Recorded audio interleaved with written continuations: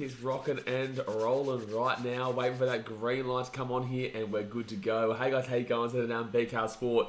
It is time for some quarter-finals Rugby League World Cup action. This is going to be an awesome time here, and the first game we've got up is Australia versus Lebanon. Now, look, obviously, no one can hide away from the fact that this game is still potentially, it still has the potential of a blowout, obviously. I think we all know, I just woke up to it's 5 a.m. in the morning. But no one can hide from the fact that this is still potentially a blowout here. But in the same sense, I think Lebanon are a good team. I think Lebanon are a spicy team that do have, a bit of something about them that could provide a little bit of difficulty here for Australia. But I do think that obviously Australia are going to be the winners in this game, because I just don't think that anyone actually beats Australia in this tournament. I really think that Australia goes on to win the World Cup, and look, I would love to see a Lebanese surprise. They've got a good team, a decent enough team, but we'll see how they go today, because obviously they've come up against teams in the group stages like New Zealand, they had Jamaica, who they obviously passed it quite easily, and then the Irish, which was a pretty easy one for them as well, actually. But nothing like Australia. And New Zealand are great and all, but they haven't had a great tournament so far. Australia, on the other hand, they've really done it quite easily overall. So let's get into the two-team lineups here, guys, and then we'll get into the chat to see what you guys are saying. Obviously, it is 5 a.m. here in Queensland right now. It's early all across the southern hemisphere, so we're all having to get up at a nice little early time. At least it's not as bad as the group stage when we were getting up at 4:30 and 3:30 and the likes, but it is what it is. But obviously, guys, hit that thumbs up button, subscribe if you're new around here, and let's get it. Okay, alrighty. So first, we'll go through the Australian team list here. So we've got Angus Crichton, Cameron Munster, Harry Grant, Jake Trbojevic, Josh Adokar, and Patrick Carrigan coming into the team, with Ben Hunt, Jeremiah Nanai, Matt Burton, Murray Talangi, Regan Campbell-Gillard, and Ruben Cotter going out. You've got James Tedesco as the fullback, with Valentine Holmes and Josh Adokar on the wings, Rochelle Mitchell and Jack Whiten in the centres. Love that. That's exactly what I said would happen before the World Cup started. I said Val Holmes to the wing, Jack Whiten to the centre. You got to have him involved, and Latrell in the centres alongside him. I think that is the perfect backline there. And I did say this before the World Cup. It looked like Mal was potentially going to go with Val in the centres and Murray Talangi on the wing. But I'm glad that he kind of saw reason, and he saw that Jack Whiten should be in this team, because he is a great centre. He's a great floater. He doesn't really have a position, Jack Whiten. You can put him in the halves. You could probably put him in the fullback. You could probably put him in the wing. You could probably put him in the centre. He could literally play nearly anywhere. So, I'm great. It's good to see that Mal has basically saw what I was saying. Obviously, he has no idea what I was saying, but I'm just saying that I knew exactly what that should be like. The halves, Cameron Munster and Nathan Cleary. So he did finally choose, and he did go with Nathan Cleary in the halves. I think that was always going to be happening. I think the media obviously built up the Willie, won't he, with Daly Cherry Evans and Nathan Cleary. But he did ultimately go with Nathan Cleary, and that's the right decision, obviously. Jake Trbojevic alongside Tino Fasul Malawi as the front rowers, and then Harry Grant is the hooker. Angus Crichton, Liam Martin back row, and then Isaiah Yeo is the lock. Daly Cherry Evans, Cameron Murray, Paddy Carrigan, and Lindsay Collins is the interchange, with Campbell Graham as the 18th man replacement. So, yeah, look, obviously, Campbell Graham was great at the group stages, but there's just players that are above him on the pecking order that have made the team over the top of him in the end. Moving over to the Lebanese team now. There's the Lebanese team. We've got Jacob Kraz coming in and Tony Maroon going out. Jacob Kraz is the fullback today, with Josh Mansour and Abbas Miski as the wingers. Brad Morcus with Reece Robinson in the centres. And then Adam Dewey in the 6 with Mitchell Moses in the 7. We've spoken about this quite a bit. Lebanon probably have a top 4 halves pairing in the World Cup. Australia would be number 1. You'd probably look towards New Zealand number 2. And then you could argue between Lebanon and England for number 3 and 4. Like, truly, it's a really good halves pairing there, Mitchell Moses and Adam Dewey. And I would actually probably argue that it is number 3 over the English there. So, really good halves pairing, and look forward to seeing what they can do today. Mitchell Moses did not have a good game 1 in the group stages, but then obviously powered through for game 2 and game 3. Moving to the forwards now, you've got James Romanos and Khalil Arame as the front rowers, and then Anthony Leon is the hooker. Eli Elzakem and Shabel Tassipali as the back row, and then Andrew Kazi is the lock. Michael Tanus, Jalal Bazaz, Khaled Rajab, and Jackson Arami as the interchange, and then Bilal Marbani as the 18th man replacement. So there you go, guys. There's the two-team lineups. Like I said, I think if you guys have seen my short, so I do predictions and previews in the shorts as well now, and I did a 1-minute short yesterday explaining how I thought this game was going to go, and I think that it'll probably be between maybe a 30 and 40 point win for Australia. I don't think it's going to be anything too out of this world. If it is out of this world, it'll basically solidify to me kind of where Australia are at. And if they do it by 50, 60, 70 points, I just can't see anyone beat them in this World Cup. If they do it by 30 to 40, it means that this might be a pretty good final series, but we still probably know who's going to do it. If they only win by about 10 to 20 points, then potentially we could be looking at a closer World Cup than imagined. And obviously next week, well, we've got to get past Fiji first, New Zealand, but obviously next week, whoever wins this game will take on the winner of the New Zealand versus Fiji game. And on the other side, you've got Tonga versus Samoa. That's going to be an amazing game tomorrow night, actually. And also England versus Papua New Guinea, and they're facing off on the other side. But yeah, if it's like anything less than 20 points here for Australia, and there's potential that obviously we could have a bit of a closer tournament than expected. But either way, guys, let's get into it. So obviously hit that thumbs up button, subscribe if you're new around here, and let's see how many people are awake at 5 a.m. for the game. Let's see. Let's go have a little look here. Bright Robert says, Aussie, Aussie, Aussie. THT Sports says, oi, oi, oi. Get my something now says, what time to start? 6 a.m. in Muppet time. It is 6 a.m. Muppet time. You are right. It is 6 a.m. Muppet time. Oh yes, 9:03 in Zakynthos in Greece. Good on you, man. Appreciate you for tuning in all the way in Greece. Funky Sun says Aussie's winning. You would assume so, Funky Sun. Absolutely, you would assume so. Look, obviously they're a good team and they're the best team in the world. It's just, it is what it is. Obviously there are teams that are chasing them down to be that best team in the world. But overall, Australia has the proven track history, and the fact that they're having to choose between the State of Origin winner and the Premiership winning halfback, it's just incredible, and it just shows how quality and how much depth this team does have. The fact of the matter is that Ben Hunt didn't even get a pick in this game, and look, realistically, I actually don't mind the selection there, and the reason being is because Ben Hunt hasn't had a great tournament so far.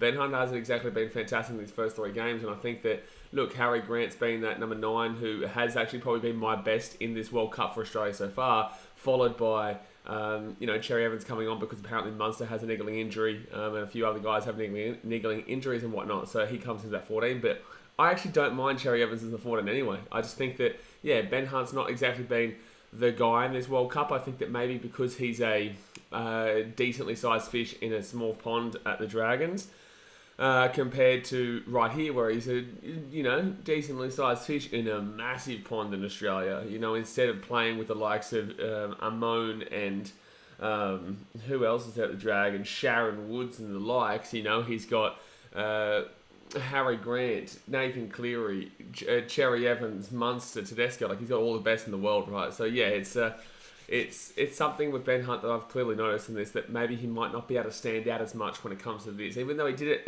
in the Origin level, Queensland to Australia is quite different. I thought RCG would keep his spot.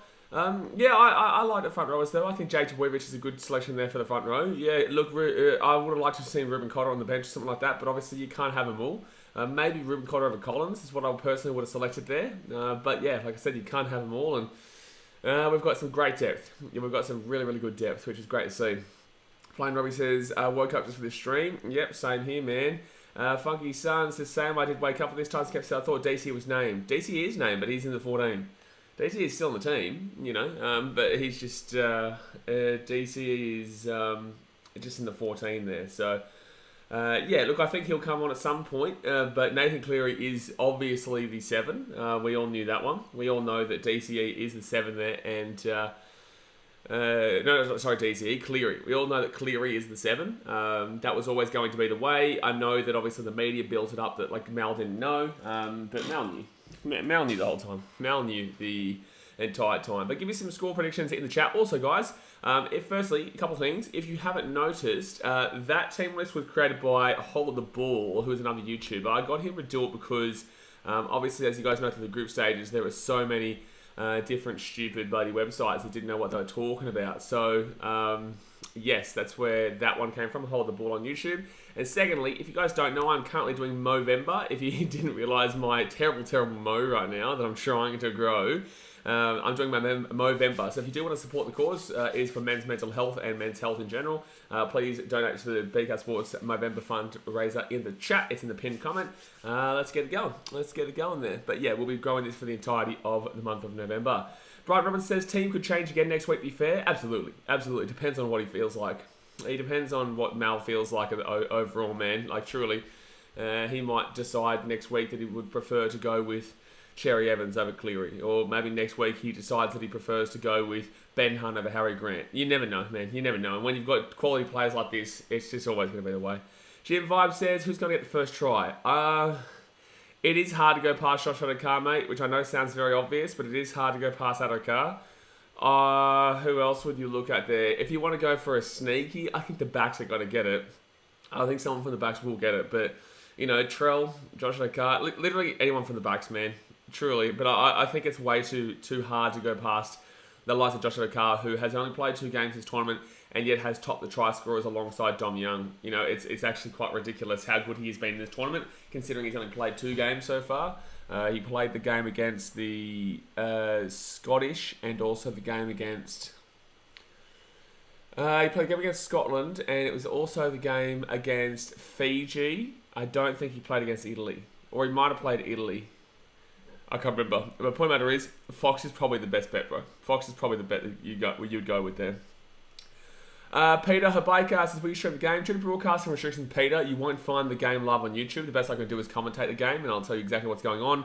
It's like an interactive commentary here, where I'll tell you what's happening. We'll talk to you guys in the chat. If it's a blowout, we're mainly focusing on the chat. But in the same sense, no. Due to broadcasting restrictions, no one on YouTube is allowed to show the game. Tyson Kemp says, any players you've been surprised by so far in this World Cup? I've got a video coming out next week. Sorry, had a lot of stuff go on this week, guys, which is why I wasn't able to bring out a couple of videos that I wanted to. But I've got a video coming out next week about that. In regards to Australia, if you're talking about, then not really. I think we all knew how quality this team could possibly be. I think possibly Harry Grant has been my surprise pack in this World Cup, because he has had a pretty poor year in the NRL this year, and also at Origin level, in my personal opinion. I didn't think that Harry Grant was exceptional. I thought that the interchange being used by Billy Slater in the hooker department was fantastic, and I think that Harry Grant and Ben Hunt did work well with each other. However, I just didn't really think that he got up to his standards in the Origin. So when he's had his games here in Australia, he's been fantastic in both of those games that he did play in the first 2 games. And yeah, I think that he's been the best for the Australians in this World Cup. I think he's been absolutely elite, which is good considering, which is really good considering where he was this year. Jack Whiten, first try scorer.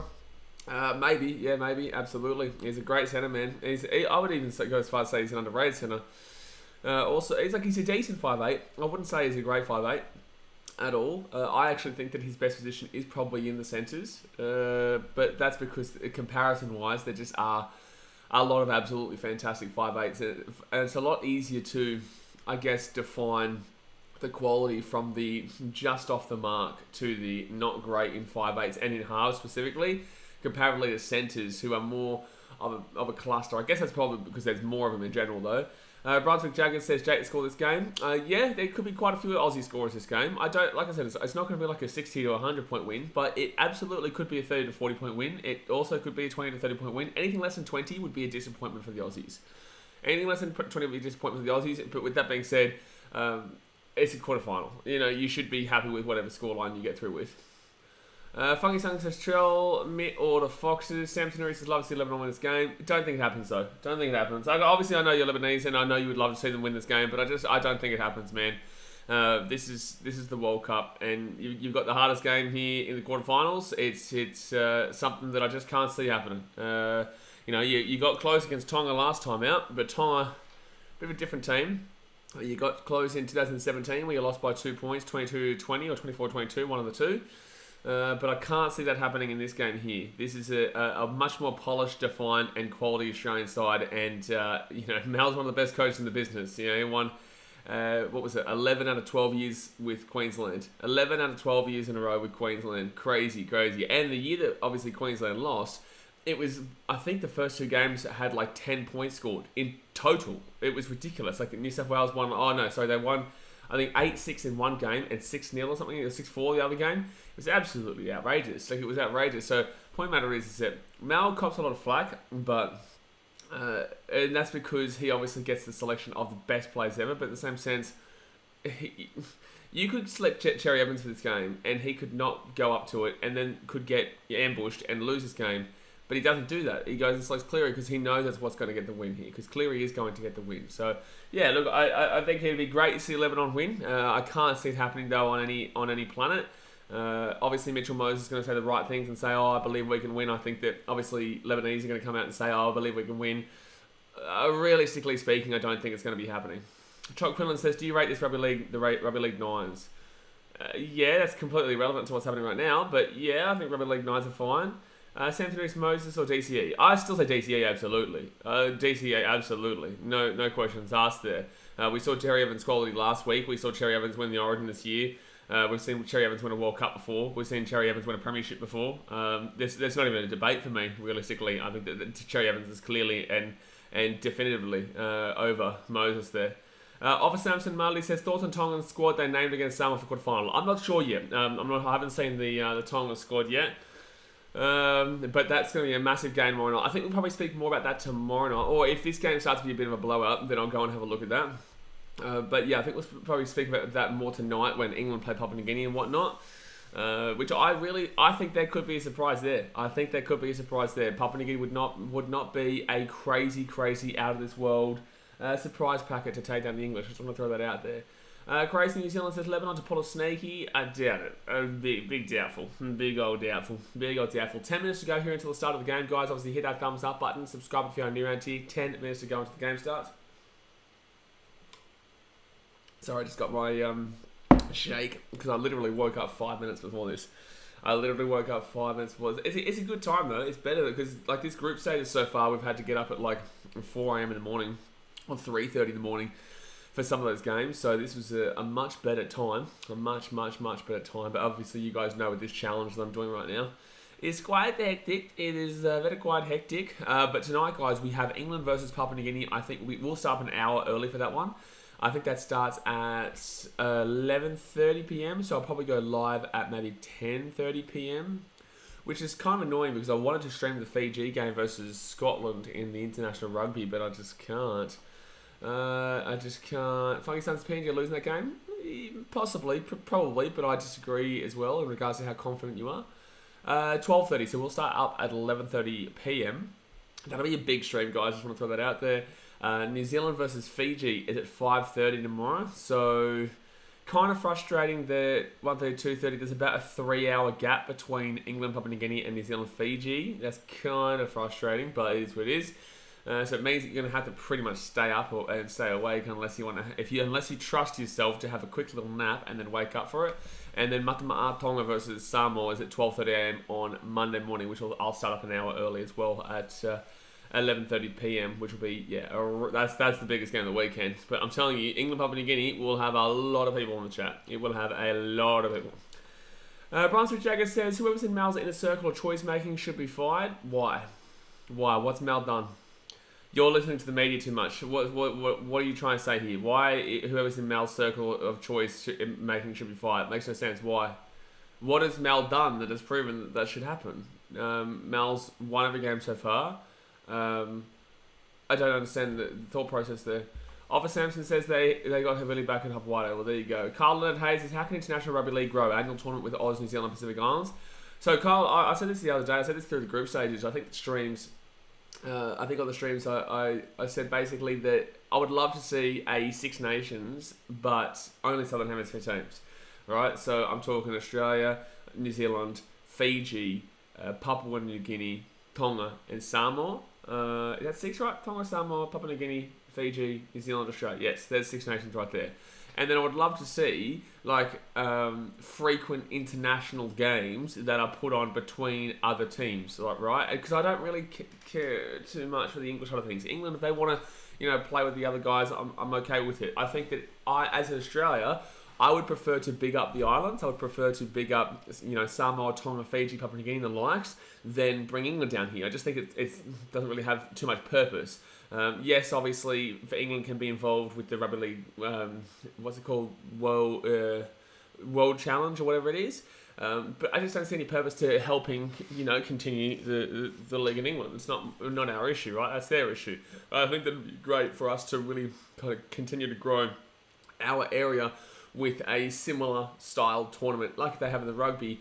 down there in the Southern Hemisphere. When it comes to the other teams like Jamaica, Greece, Scotland, Wales and whatnot, I would love them to be playing frequent internationals with each other. I don't think there's any point in them playing against teams like Australia or New Zealand because they're going to be pumped, and that's not going to help them. It's not going to help them. But playing each other and playing, the likes of Ireland, France, who are two okay-ish teams, even Lebanon, obviously England would probably put a score through them, but the point of the matter is that it's a lot less than what Australia and New Zealand would do. That's my thought process. I'd love for the Australians and New Zealanders to focus on growing the islands, while the English can focus on the other aspects, in my personal opinion. Stone Malone says, "Hey fellow," Shockwell says, "Mal, hey, does that make sense?" It just doesn't make any sense to me. Liam Tree says, "If you don't care about England, you don't care about International Rugby League." Not what I'm saying at all, but that's what a cherry-picked Englishman would say. You would look at that and think it's an offensive statement. I'm not trying to be offensive at all there to England at all. I just don't think that you need the help of Australia. You need the help of Australia, well then you're not winning the World Cup this year. So you're admitting that England are a subordinate country in rugby league if you are saying that you need the help of Australia. That's what you're saying to me right now. Right? You played yourself. You just played yourself. You just insulted your own nation in regards to saying that I'm insulting England there. Because I wasn't insulting England at all. What I was just saying is that I'd prefer to grow the islands rather than have a four nations with England. It has no sense. It makes no sense. Firstly, no one cares. And secondly, it makes no sense. So you've just insulted your own nation and said that basically it's shit house because of what I just said, which is something that was very cherry-picked on your end. Well played, brother.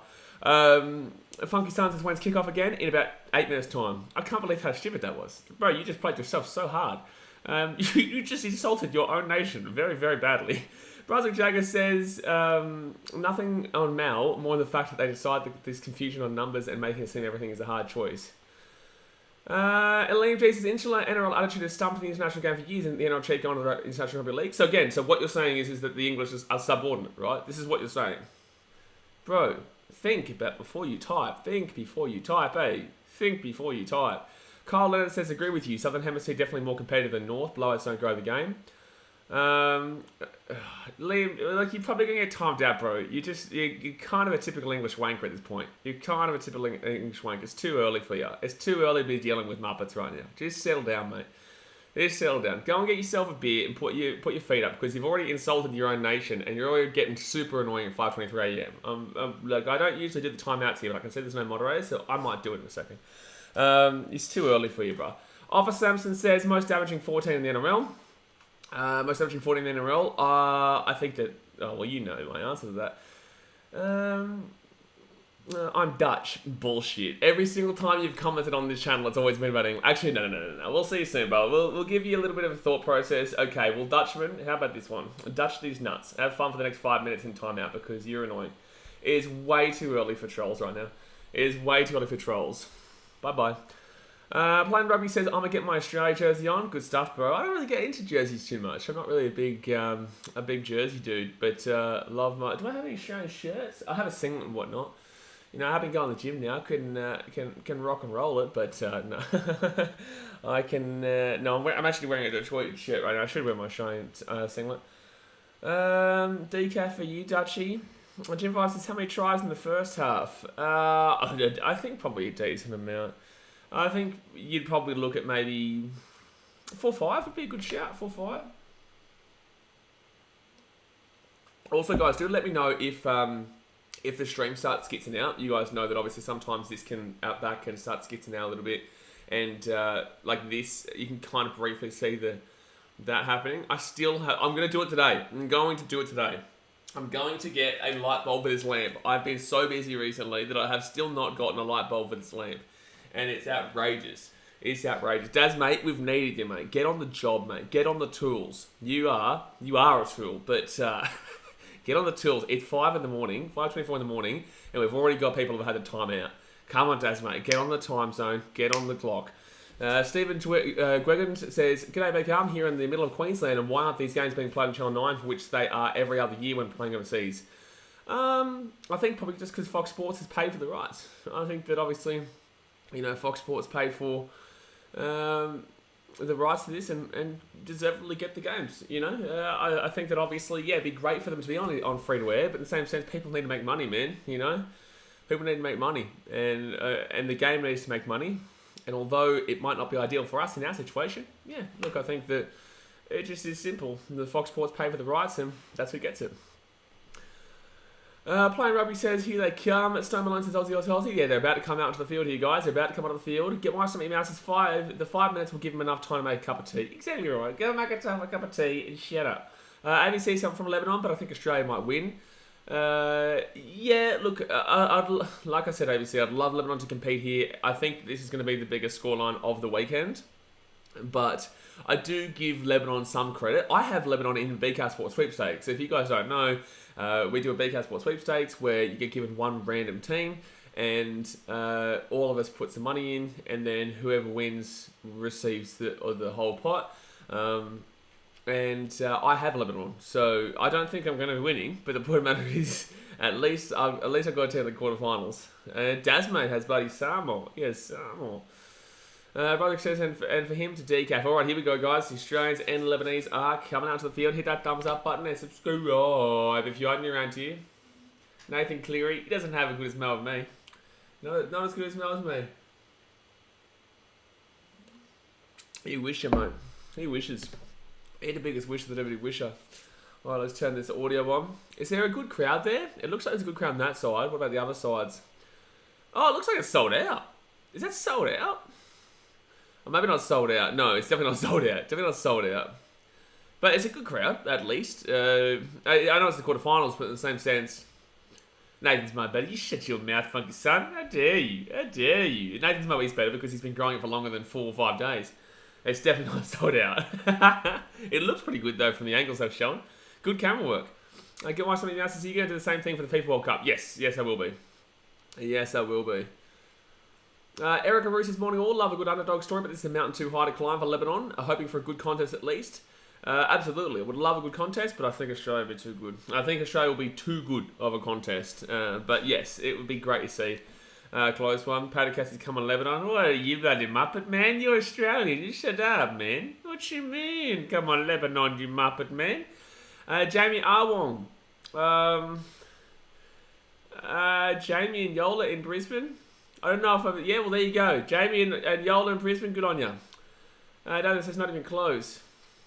Not even close. Want international rugby league to grow. Brother, do you really think Lebanon's going to win, Paddycat? Look at me in the eyes. Do you really think Lebanon's going to win this game? Gee whiz, man. Everyone always wants this. I will tell you this, and I've said this before. Say it again. Everyone always wants Australia to lose until it happens. Australia loses this game today, your life will be hell for the next 3 years because people will always laugh at your expense. People don't realise this. You can be like, oh, I want Tonga to win and Samoa to win, Papua New Guinea, Fiji, Lebanon, all these teams. That's cool, but when it happens, we're going to be destroyed for the next few years. I don't know if anyone here was alive when 2008 happened. I remember for the next 4 or whatever years until it was the next World Cup, New Zealanders owned our asses, right? And it's just the same thing with the Bledisloe Cup in Australia versus New Zealand. New Zealand, they want the Wallabies to win so that it makes it more competitive until it happens when I'll remind them for the next year that I'm their daddy. You know, that's just not... Don't forget about that. Don't forget about that. It's all good until it happens. It's all good until it happens. Nah, it's not good, funky son. I've got longer to grow. Longer to grow. In history's page, let every stage advance Australia. I gotta keep my voice down because it is still quite early here. But here we go. Quarterfinals action. Like I said, guys, tonight, England Papua New Guinea will start up early at 11:30 p.m, which is an hour early, but it's going to be a big night. We've got international rugby tonight as well, but I can't stream either of the games I wanted to. Fiji versus Scotland and Australia versus... God knows who. I can't do either of them, unfortunately, because the quarterfinals are on. But I'll do some rugby tomorrow night, probably. Huddersfield Town Stadium. Yeah, this is at Huddersfield. The old Aaron Moy. The old Aaron Moy Stadium, that's for sure. Alrighty. Look at that team, bro. That team's ridiculous. That team is ridiculous. What is this, France? Oh, easy win for Australia. Oh, easy win. Easy win. Easy win for Australia. The French, the bottom jobs. They're bottle jobs. Great front row for the Aussies. Yeah, Tino Fast Malawi and Jake Jawovic. It is. Big Papa says Bob Blaze, Bola Bola Bola. Bola Bola. ABC says, are they playing Australia? No, we're playing in England. The whole World Cup is in England. This is at Huddersfield in England. I think the game tonight between England and Papua New Guinea is in Wigan at the DW. I think New Zealand Fiji is at Hull at the MKM. And tomorrow's Samoa Tonga game is at Hallington?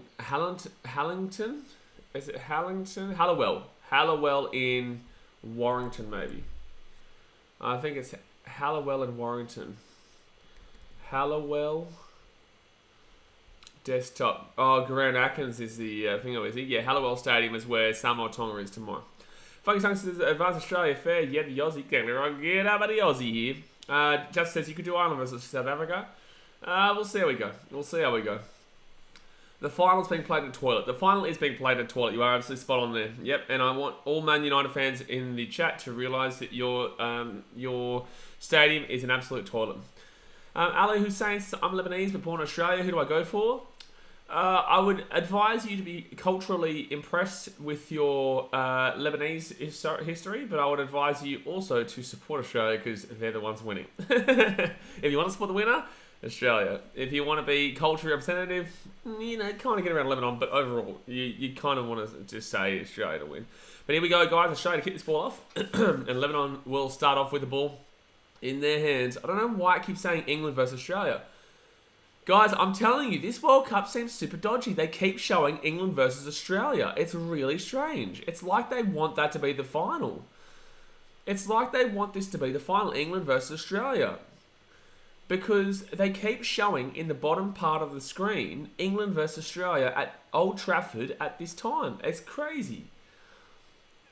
My God.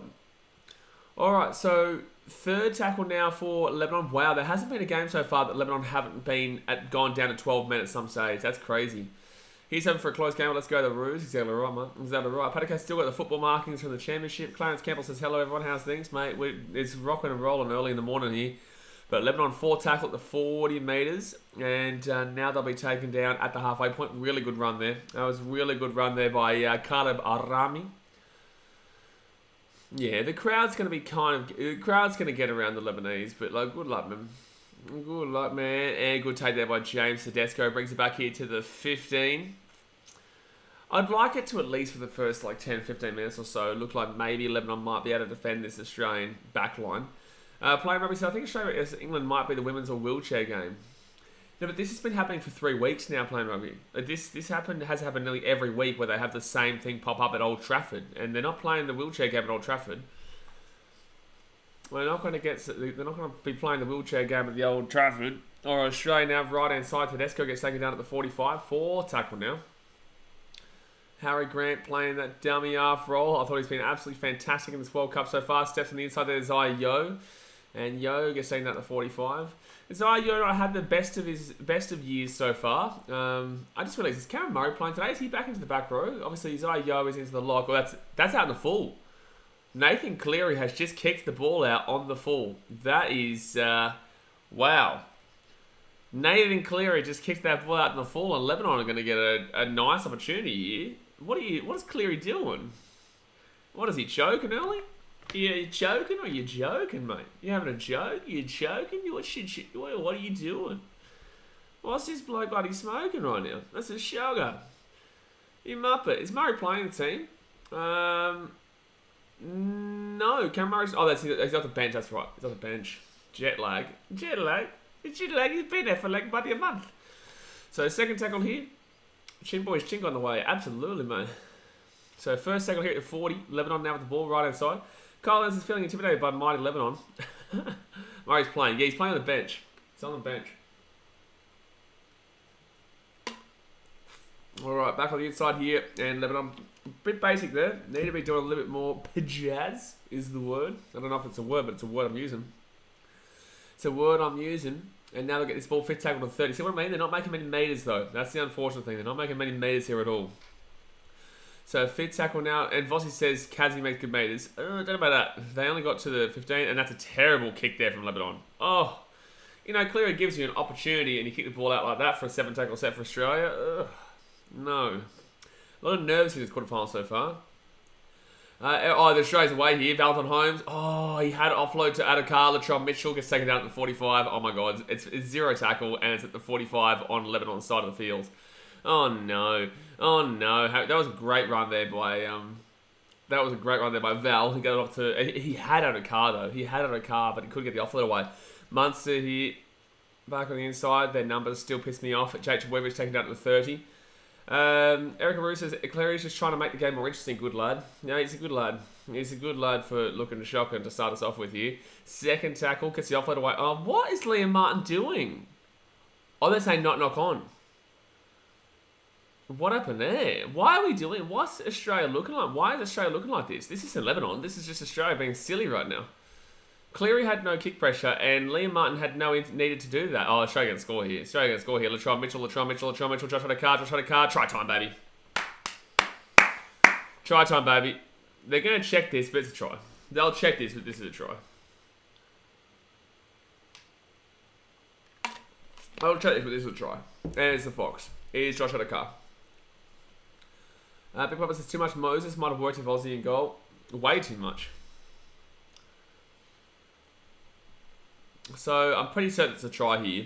Vossi was saying there was a question mark on the pass. I don't think there was a question mark on the pass, but I'm pretty certain he stays in, he stayed in. It's a try. It's a try. Yeah, the legs and the arm is clearly in the field of play here. I don't understand why the touch judge couldn't see that. I could see that pretty clearly the whole time. Like, his legs aren't even close. His legs weren't even close, and his arm was barely even close either. Like, I caught that live. Like, I thought that was a pretty easy try. Like, I don't understand why we even bothered looking at that. Try time, exactly right. Yeah, unfortunately, you just playing rugby just got timed out. You can't, don't spam, brother. Don't spam. Is there not a 3-second time limit on this one, Daz? So, try time there for Josh Adokar and the Australians. It is 4-0 here with a kick to come.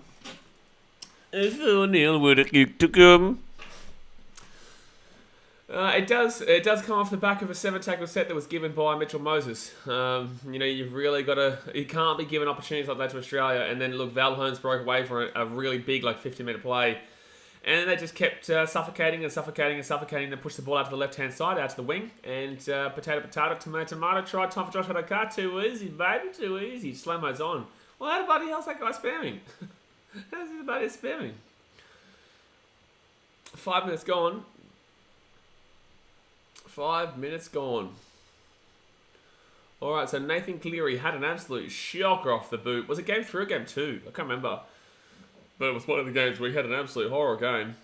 With the boot today, though, looking on target. Oh, at the post. Oh, spicy. That is spicy. So he misses that kick, hits the post. It's 4-0 with 5 minutes gone in this first half. Brighton Roberts says Val is always dangerous in his own 20. Hey, Val's always dangerous. I wouldn't say that he's necessarily an X factor anymore on the wing. I definitely think his position is the centres, but I think that Jack Whiten had to be in the team. And this is what I was saying before the World Cup started too. I don't think that he's necessarily an X factor player, like a player that's going to be making the crazy attacking manoeuvres like what Adokar can do. That was actually a nice kick there from Lebanon at the 15. But I think that Val is still one of the best players in the game for his position. And comparatively, I think he's a very, very different player to the likes of Adokar and even to Brian To'o. But Brian To'o is also very different to Josh Adokar, penalty Australia. Brian Roberts says, that's right. Justice says, DC on the bench is a waste. Disagree. I think that it is good injury cover. I think it's good injury cover, especially if we're winning by a big margin. You know, take Cherry Evans off or take Nathan Cleary off. Give him a rest for next week because we have a bigger game next week against New Zealand or Fiji. So, yeah, I think that I disagree. I think Cherry Evans is fine to go on the bench there. And also, he can play halfback or in that 5'8" role. And realistically, you could play him in the 9. I don't think he's going to be a great 9 at all, but you definitely could play him in the 9 too. Tina Fasu-Malawi gets to the 30-metre line now. Mike says Josh Mansell for a try in the second half. I would love Australia to keep a clean sheet here. I'm not going to lie. Third tackle now at the 10 metres. Isaiah Yeo with the ball. It's going to be Harry Grant here now. 8 metres out. It's forward tackle. Harry Grant's still going. He's still going. Harry Grant is still going. He's still going. Offloads it and kicks. What's going on here? What's going on here, lads? What's going on here, lads? No.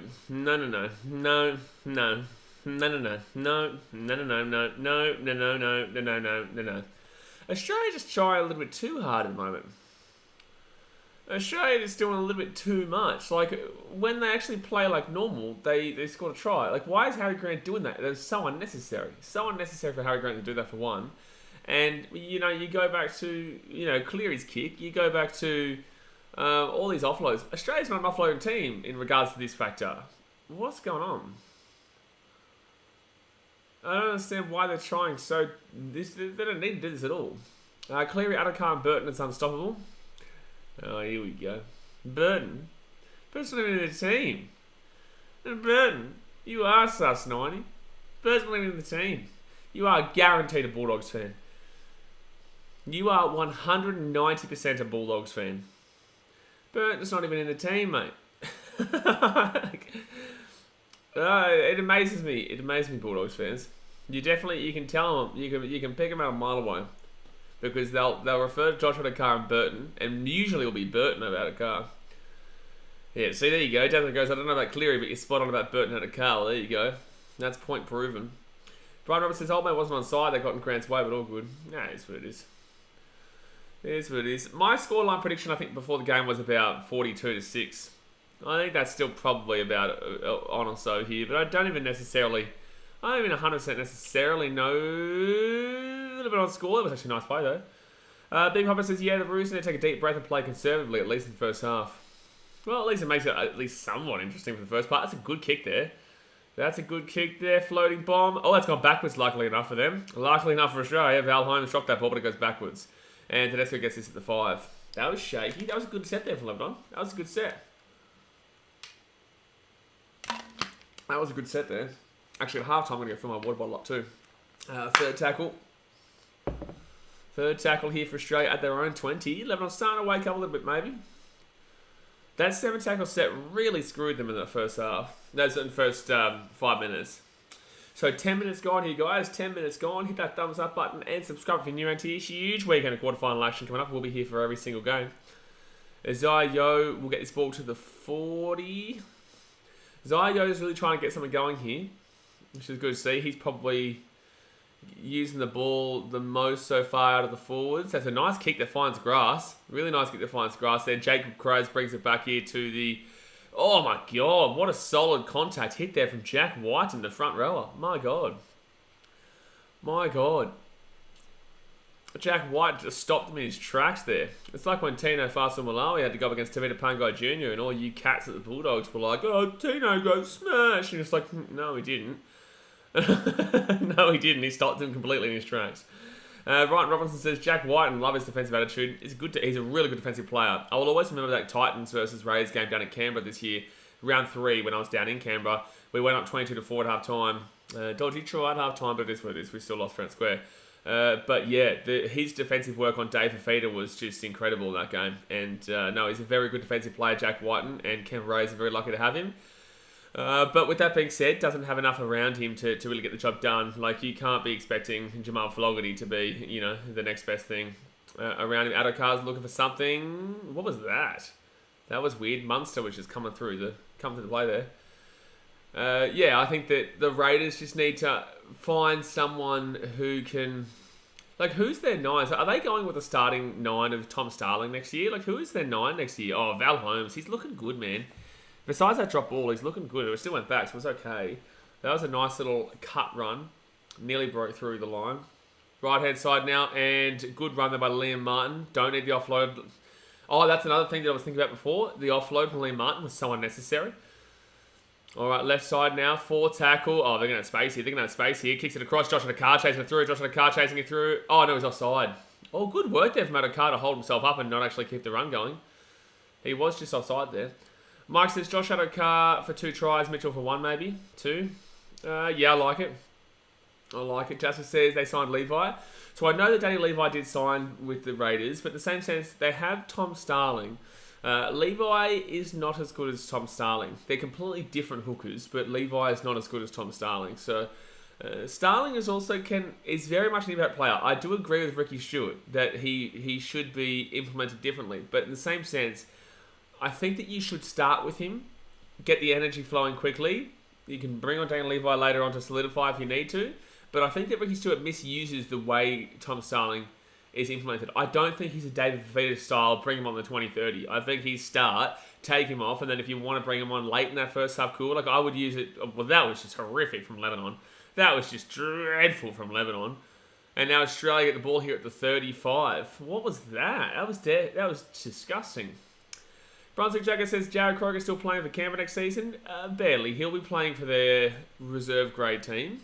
He's not good enough anymore. He's had a great career, but he's not where he once was. So I think we all need to realise that about the old Jared Croker, who, he's had a decent career, but he's not up to it anymore. So left-hand side now for Australia at the 40. Isaiah gives up to Cleary. Cleary here to Crichton. Crichton couldn't find that gap. There was a gap opening, though. He's still fighting, though. Look at him fight. Go, you good thing. Go, you good thing. 4 tackle now here. 4 tackle at the... Oh, it's a penalty, is it? No, they're going to bring it back here for the play the ball at the 30. 34 tackle. Gives it off to Isaiah. Really appreciate how much ball Isaiah is getting in this. That's he's always injured. Jared Croker, yes, because he's older now, man. He's older. He's not a young chap anymore. Oh, left-hand side here, Latrell Mitchell. What was that? That was weird. Australia's playing super weird right now. It's not like they're playing with the fluidity that they would normally play with. It seems like they're playing just too... It seems like they're trying too hard. They don't need to necessarily try hard in this game. Like, I'm not disrespecting Lebanon here. I'm saying, like, they don't need to play like this. This is they're playing like a team that is desperate for a try. They're not desperate for a try right now. You don't need to be getting these offloads away. Kick the ball. Play normal footy.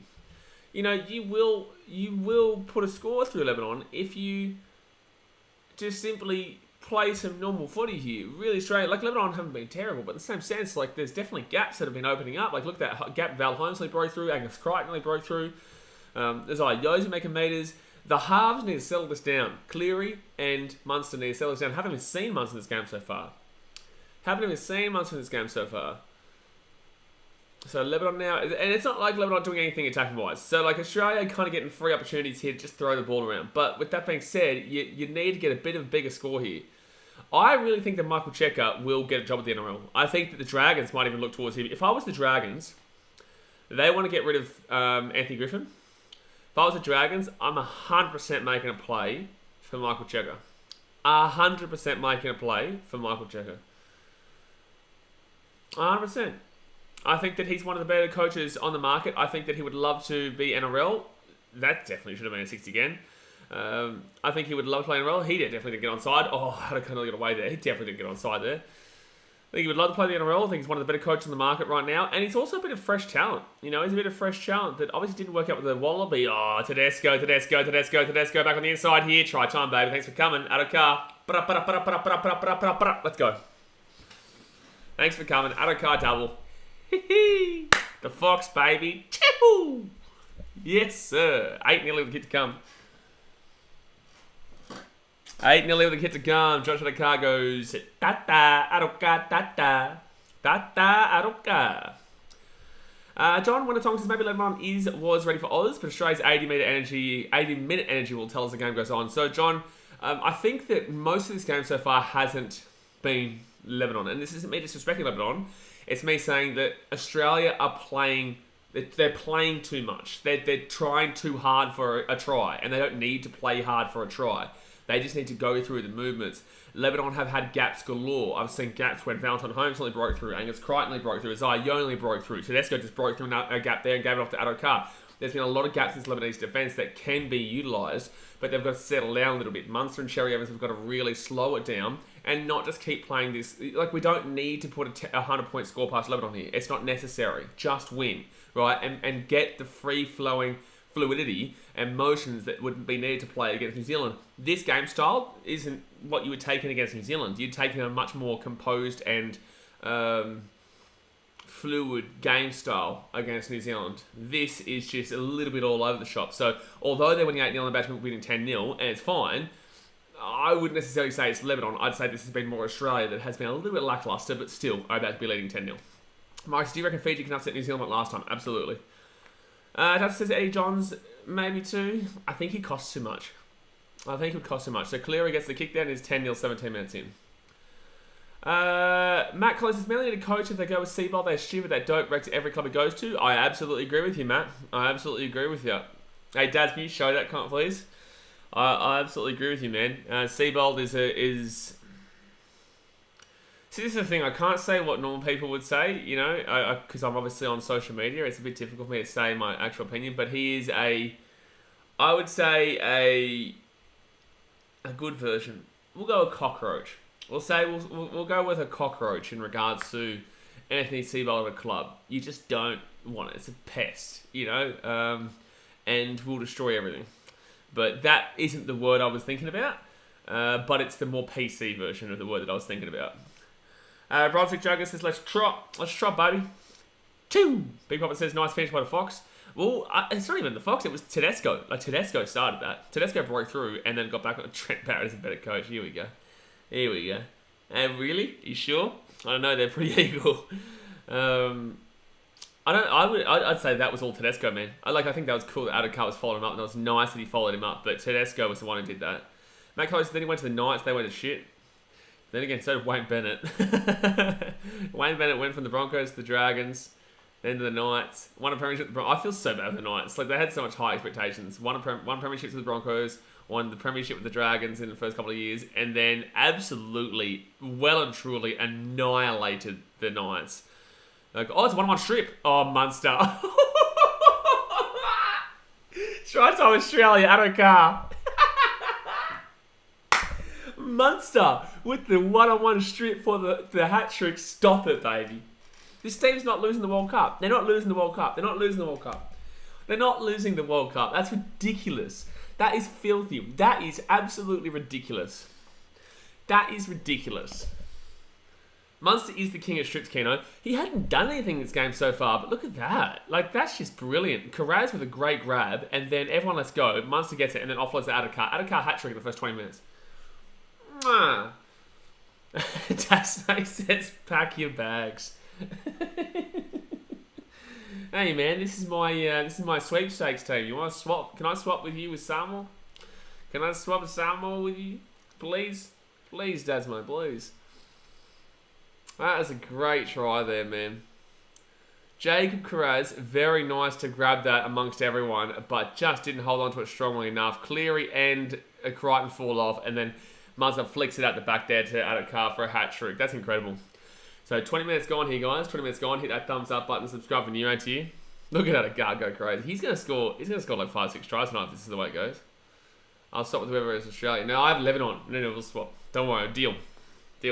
We swap. Good. Very good. I like that deal. Sam Tenerife says refs getting paid. Oh, really, Sam? Tell me, Sam. What call has been wrong so far? So that I can explain to you how wrong you are. What call has been wrong so far, Sam? You don't want this smoke, bro. Trust me, man. Nothing's been wrong with the referee so far. 14-0 here. 14-0 Australia. Come on, Sam boy. Give me a test. Come on. I want to see a test from you. Tell me where the referees have been wrong here. Because that's a 1-on-1 strip. And anyone with eyes, not just good eyes, I'm talking like 1 in 20 eyes. You don't need 20/20 eyesight. You just need 1 out of 20. You know, as long as you can see out of one little speck, one little tiny speck of your eye, you can see that was a 1-on-1 tackle. So just try and figure out what refs calls you're talking about here. So Australia here, left hand side, second tackle. Jake Trbojevic gets the ball out to the 20. I love when people cry. Like, I love when people cry foul at the referees. It's like, I understand the hurt and the pain of getting knocked out. I literally, as a young lad, I was 14 years old, went to the World Cup final to watch Australia lose to New Zealand. I get it. I'm a Titans fan. I get it, right? But, like, it's just embarrassing yourself if you come in saying referees are the reason why you're losing 14-0 right now. You're just lucky that Nathan Cleary has been having a pretty average tournament so far with the boot. And you're also lucky that Australia haven't really been playing at their perfect best either. They've just been throwing the ball around a little bit too crazily. Second tackle for Lebanon at the 20. But as many of the other games for us have been lackluster, but this game they've been 100% spot on. Sorry, Sam. That's what I'm saying. Like, I will tell you when there's something wrong with the referee. 100%. Even if it's Australia. You know, I will tell you. But there's definitely nothing wrong in this game. I'm not here to say what you want me to say. I'm here to say what I believe. And if you like that, then that's your choice. If you like it, that's your choice. If you don't like it.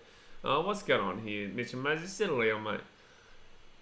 But if you think the referees have been an involvement here, you're muppet, because I don't even know what call you could be looking at. I don't even know what call you could be complaining at.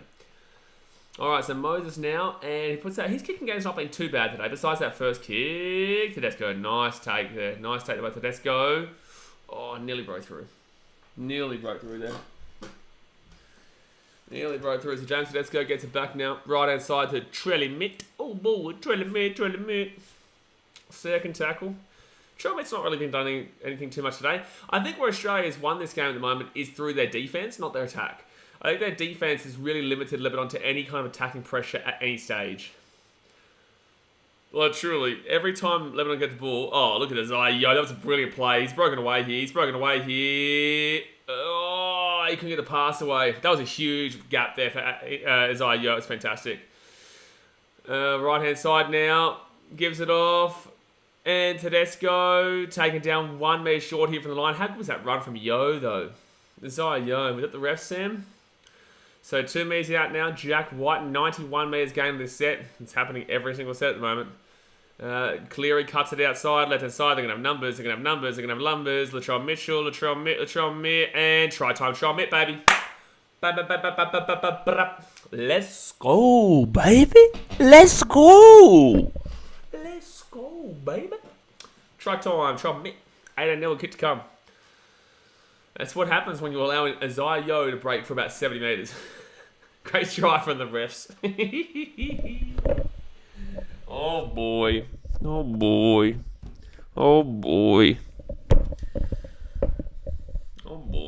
Brian Robinson says, I had blinked and that really reminded me of the big GI. Oh, bro, absolutely. Absolutely. The way you see it, this is why, I did a thing on TikTok once. Never again, but that run there is so Greg Inglis. But I accidentally selected Latrell Mitchell for the Rabbitohs rather than Greg Inglis in the centres, and people blew up. They were like, what? As if you didn't go Greg Inglis. And it was like, obviously, I would select Greg Inglis, but they're both effectively the same. It's just that Latrell doesn't play for Queensland, in an 8 years in a row thing. They're both really the same. I think Greg Inglis is still the better of the two in their primes, but I just want to say they're not that different. Moses says, come on, Sam. Boy, can you see, Sam? See, this is what you did to yourself, Sam. This is what you did to yourself, bro. You got to be very careful in these chats. You got to be very careful, bro. Trell's better. You shut your dirty mouth, that's mate. Trell's better. You wish, mate. You're the biggest wisher. You see that wish over there? That's a big wisher. But you're over there, because you're an even bigger wisher, mate. Even bigger. Oh, Sam Tanuri crying. Oh, boy. Cleary is terrible kicking. Get him off the boot. He missed that kick again. Too short. Sam Tanuri goes, refs are a joke, only giving Aussies calls. Disgusting. Oh, so when Isaiah Yo just broke through some pretty weak defence there for a 60-metre gain, did the referees actually, part the seas? Did he part the seas? Did the referee say, hey, listen, defence, I want you to scoot a little bit over there and you just scoot a little bit over there, and I want you to let Isaiah Yo run for 60 metres. Is that what just happened? Oh, thank you. Now I understand. Thank you for clarifying for me. Or what about when Jacob Carraz had the ball and Munster stripped it? Was that the referee saying, hey, Jacob, you've had enough of the ball, mate. You've had enough of the ball.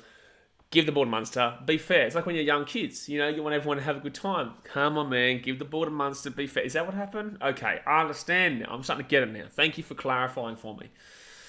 Keno says Keno is wearing boots 2 sizes too big. I don't know how he's missing some of the kicks. Gabby Kalush says, yeah, BK's ruthless.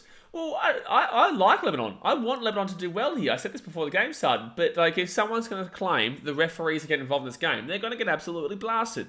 Because there is absolutely no chance you can use this game as the reason Lebanon are losing like this as the referee's fault. The referee hasn't made a single bad call in this game.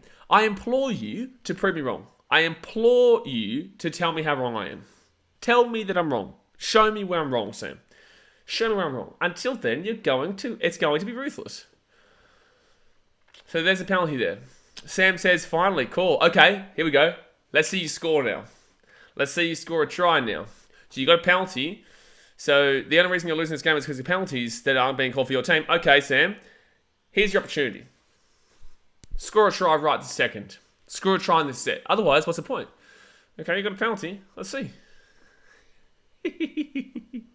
John says, good to see you bright and chirpy this morning, mate. We're rocking and rolling, son, huh? We're rocking and rolling, son. Huh? Look at us go. We're always rocking and rolling. So, Lebanon here, second tackle. Also, Sam, just don't forget 8-0, baby. Thanks for coming. Second tackle. Big Papa says, calm down, Sam. Lebanon had their chance and haven't capitalised. That's on them. I don't even think they've had chances. They had one chance. They kicked it for a deep 7-tackle set to Australia. Lebanon robbed. Left-hand side now. Lebanon with the ball. And taken down now. 4-tackle, but 15 metres out here. Unless they're in a good position. Tyson Kemp says, surely Val kicks now. Surely anyone. Val, Trell, me, anyone. Dewey, fit tackle, 5 metres out here. Okay, what can Lebanon do right now? What can Lebanon do right now? Come on, make it close, score a try. No. And, Sammy boy. Oh no, Sammy. Oh boy. There's no way you're going to challenge that. And you're going to lose a challenge too, Sam. Oh boy. Oh boy. So, Sammy, eh? Now, don't donate the $50 to BK Sport. Donate to the Movember fundraiser, which is in the pinned comment.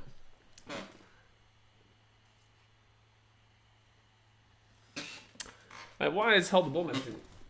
Hold on. Why is hold the ball messaging me right now? What's going on? Oh, Tonga Samo. Good stuff. Legend, man. He's thanks, bro. He's sending me the team list and whatnot. Bang, there we go. There's no way this is played. I'm not even looking at it. He's praising himself for the impact. He's a muppet. You're the bad muppet. John, when a time says, could you let us know how the time is going, please, now and then? 28 minutes gone here, man. Does it not have it down here? It should have it there. So the time is actually underneath. If you actually look underneath the 8-0, it says, it's going to get a little bit skitsy. Get a little bit crazy. Trying to make it, we're doing star times right now. The time is underneath the score over there. Brian Roberts says, if you're going to throw outrageous claims, at least back it up with facts, Sammy, you muppet. He's a muppet. But like I said, I understand pain. I understand what it feels like to be losing the situation. So I get it. But in the same sense, don't start with me, boy. Oh, no. Where'd Sam go? Sam, he went. That's for sure. Liam Mart with a great run there. You'd hope that Australia don't score at the back of this set. John went on, sorry, mate, it is, but I need Specsavers. No, you're right, man. Oh, nice little run there by, I think, Harry Grant. 3rd tackle now. You started him up, Sam. Sam's crying. 6 again here, Sam. Referees, unfortunately. Sammy boy. Referees getting too involved here. So another 6 again to Australia. It definitely wasn't for holding on too long the tackle, which has been what they've been doing all game. But no, they've been robbing Lebanon, that's for sure. Paddy Carrigan now gets his ball to the 40. 2nd tackle here. 40 metres out. Harry Grant gives it off to Yo. They got Cleary. Oh, boy. Angus Crichton. Oh, cheeky. Oh, yeah. Cameron Murray's having a party. Cameron Murray's having a party. I feel sorry for the Lebanese in the chat who had to put up with this shit from me because of you, Sam. I just want to throw that out there, you muppet. I feel sorry because you don't deserve this shit for everybody else, but Sam, you do. But Cameron Murray there with a nice little try time for Australia. It's 22-0 with the kick to come. It all comes to back of that rubbery 6 again. So 30 minutes gone here, guys. 30 minutes gone. Hit that thumbs up button and subscribe if you are new around here. That was a nice try there. And it was really nice. Cam Murray was able to find a way. I just realised they're all doing Movember because Cam Murray's got a little bit of a Mo going as well. Who deserves a meaty more than Murray? Gee whiz. Tino Fa'asuamaleaui, to answer your question. But in the same sense, you've got to love a bit of Cameron Murray in your life. Hopefully Cleary will get this kick. You'd hope so, mate. Right in front, you'd hope that Cleary can slap this one through. Hopefully he makes the distance here. Yeah, then again, the ref did say to him to go through. Can't be nice though. Yeah, he did. He said to go through. It's all right. Matt Close, it looks like we might be putting 50-60 on them at first. I thought maybe 40. I thought maybe 32, 33. I thought we were going to score 42-6. I thought that was the scoreline prediction. But obviously it's looking a little bit higher than that. But guys, 30 minutes gone here. Let's obviously hit that thumbs up button and subscribe if you are new around here. Get around it. Get around it. Get around it here. Beautiful down the Gold Coast, it looks like. Beautiful. Nice and sunny. Jack and Harry are slacking the mo. We can forgive. Can we forgive him? I don't know. Cleary does Movember all year round. He does. Oh, wow. That's nice from Dewey. Did the ref tell him to do that, Sam? Did the ref tell him to keep that ball that full?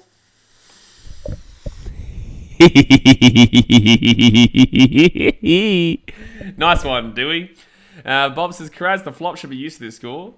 I actually don't think Karaz has been that bad. I know that he allowed that ball to go out, get stolen from Munster, but I don't think Karaz has been the worst. I think the halves from Lebanon have been really poor.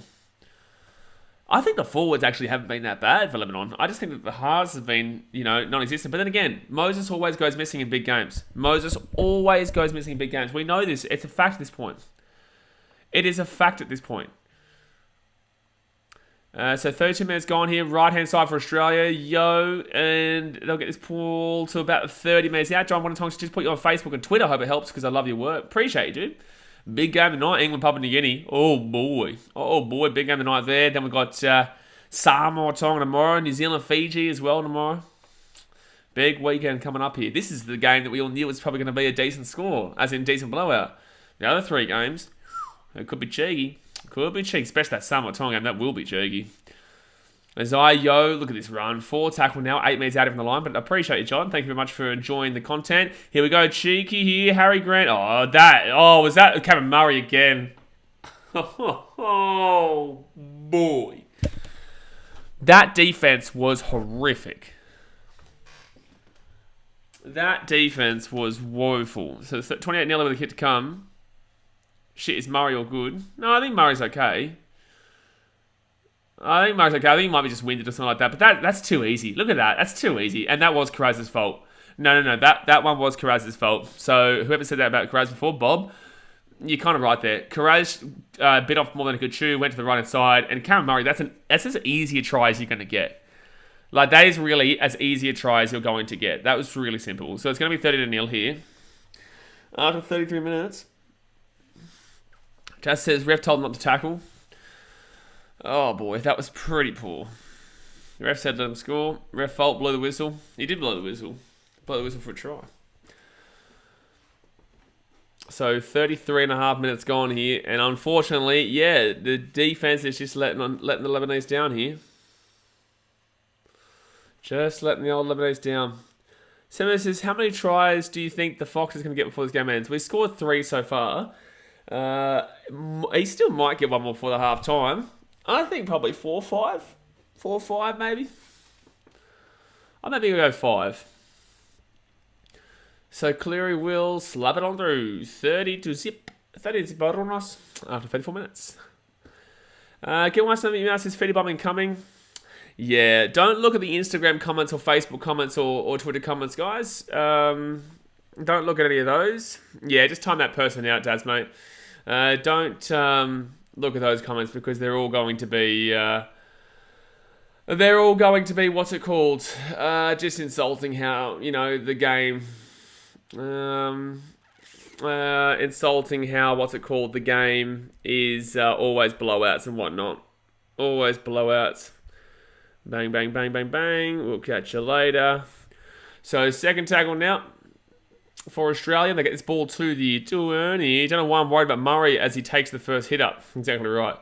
6 again here for Australia. Referee's fault. Liam Martin now gets this ball to the 30. 5 minutes to go here of the first half. First half here. Look at this run from Val Holmes. Oh, he could have got the offload away just too much there. He couldn't get it just. Left-hand side. Sneaks it. Knock on. Was thinking about the pass, but unfortunately just knocked that ball on there. I think Cameron Munster, they had the space on the left-hand side. It was a great hit. Yeah, absolutely. Great hit. Great hit. Josh Mansour. Josh Mansour with a big hit there. But it's because he was also looking for that pass, but that was a good hit. Good hit. All right, second tackle here. First tackle. Now second tackle for Lebanon at the 45. Let's see if they can get something going here. 4 minutes to go the first half. Be nice if they could get something going here. Left-hand side here at the 40. Then taken down. If anyone thinks this is a blowout, wait until Australia vs France FIFA World Cup. Yeah, Australia's going to win really well. People forget this. Oh, Lebanon away here. Lebanon away here. People forget this. Australia were very close to beating France in the last World Cup. And they won that World Cup, mind you. Just want to throw that out there. The only reason we lost 2-1 was because of a last-second deflection from Paul Pogba. Oh, they're going to score. No, offloads it back on the inside here. Still with their ball. They're going to take it sideline. Over the sideline they go. No, the ball's... I don't know what's happening here. Oh, it's going to be a knock-on from Australia first. Well, there you go. So it's going to be a Lebanon call here. That scramble from Moz. That was a good scramble, yeah. Yeah. It always happens, man. They're going to challenge us here, Australia. I didn't see Australia touch its ball. I didn't see that Australia touched this ball, but apparently they did. So 36 and a half minutes gone here. So they're going to challenge the call of a knock-on. Yeah, it was a really good scramble. Or a scamble. Maybe because they're scamming Lebanon right now. Or maybe Harry Grant, maybe. They have to see Harry Grant's hands here. I don't know if you're going to be able to prove this otherwise. It might be just inconclusive. Yeah, we need earlier... No, it's later pass than this. It's this pass here where you see if Harry Grant touches it. So going over to the sideline here... No, it's not prior to this, you muppet. It's after this. It's this one here. Oh my god, it's not the prior passes, Bunker. No, you don't need to go slow for me. It's not this part. No touch at the moment. No, I know that because obviously it's not this point. We're talking about after that. They don't know. He doesn't know what he's talking about, bro. It's not beforehand. It's after. Holy shit, Bunker. We're not looking at that part. We're looking if Harry Grant touches it. We're not looking at anything prior. We're looking at Harry Grant. Oh, man, Bunker. People, they just don't get anything. They don't get it. They're really stupid. Bunker is always so stupid. They don't even know what we're meant to be looking at here. Okay, so... Like, we know that doesn't touch Val. We're not looking at that, you goose. We're looking at the next one here from Harry Grant.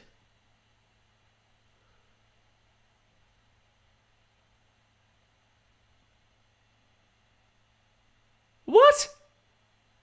They're not even going to look at the Harry Grant part.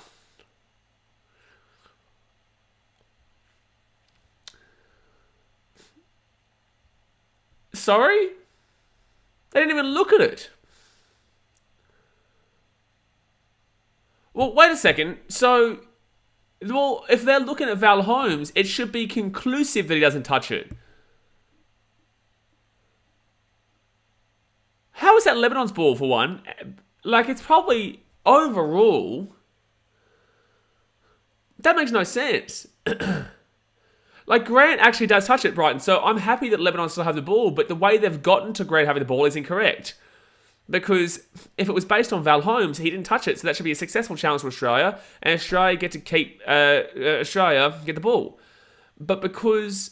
It was Grant who touched it, but they didn't even look at that. So it's confusing because they've called it have they called it unsuccessful or inconclusive? I really don't know. If it's on Val Holmes, it is clearly conclusive that it was not touched. If it's on Harry Grant, it's pretty conclusive that it was touched.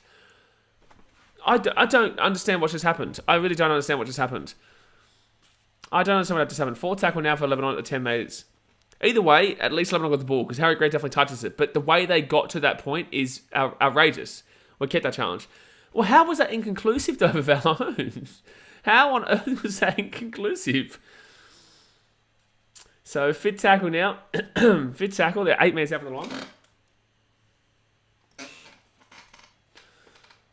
Alright, left-hand side. Up it goes here. Knocked back from Lebanon. Still going. And they throw it back to Australia. And Australia get the ball. Hit the 15.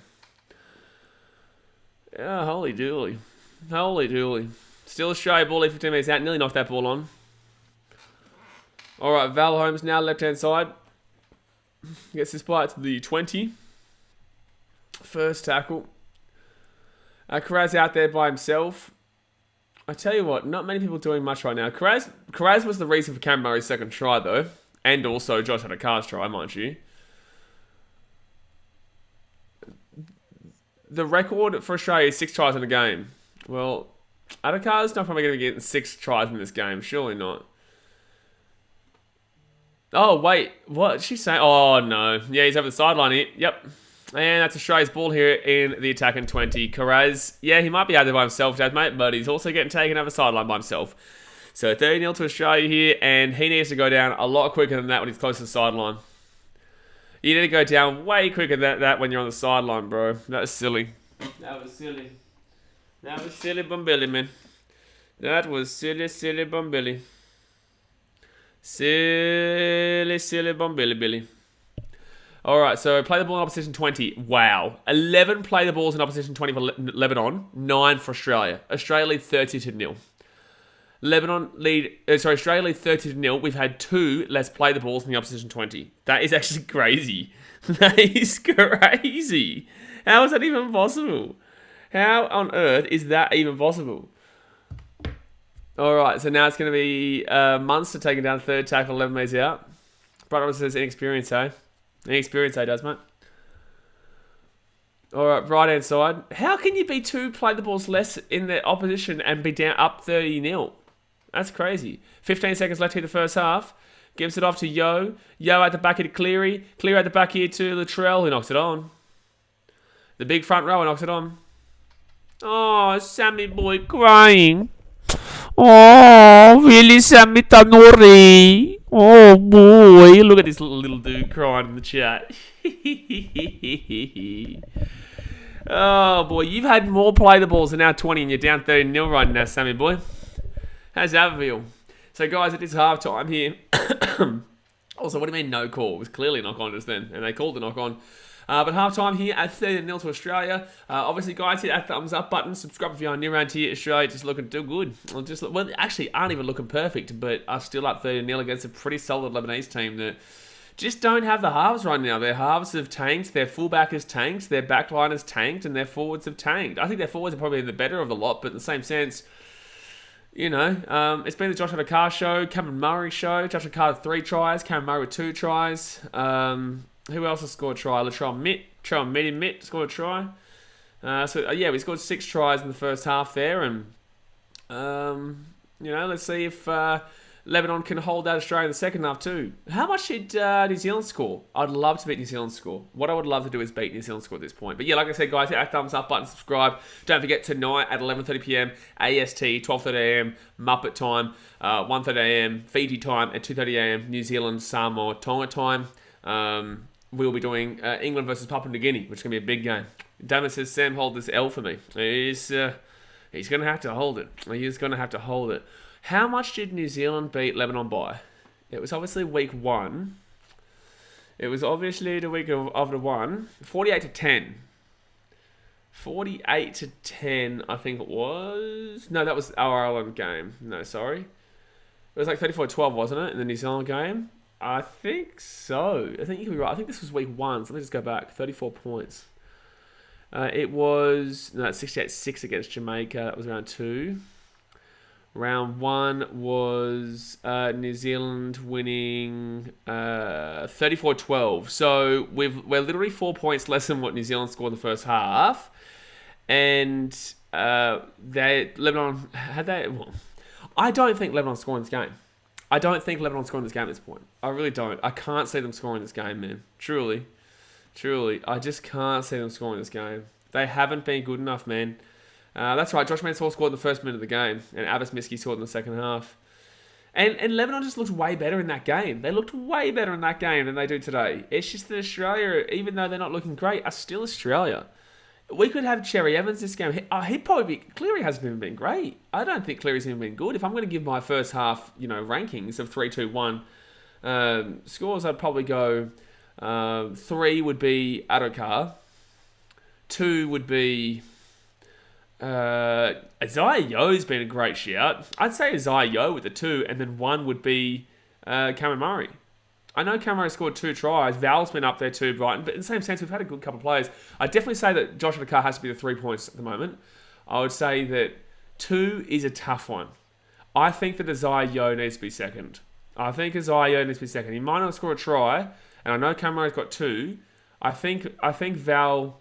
No, not Val. I think Adokar, Yo, and then either Cameron Murray or Val. But I do still think Murray. I think Val would be 4th, but that's not me saying he's not been good today. It's just me saying that he scored 2 tries.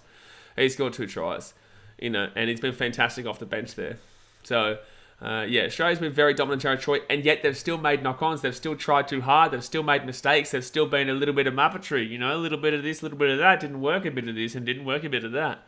They've got to be a little bit more sensible next week against a more a more strategic team than I guess Lebanon. But overall, I think they've been pretty solid here today. But there's still definitely room to manoeuvre and room to work with because overall they've still made silly mistakes that have been unnecessary. Marcel Lewis says hello mate. Brunswick Jagger says, I just hopped on Facebook and the first comment I see was it's Australia versus Marylands. Wow. I wouldn't be surprised if Australia versus Bulldogs was a comment, but Australia versus Marylands is quite funny. It's like, it's not racist comments there because it's always been a thing that obviously, Bulldogs in that area has been a very large Lebanese population. It's like out in Penrith, there's a large Islander population. Even the Gold Coast has a large Kiwi population. Melbourne has a large Greek population.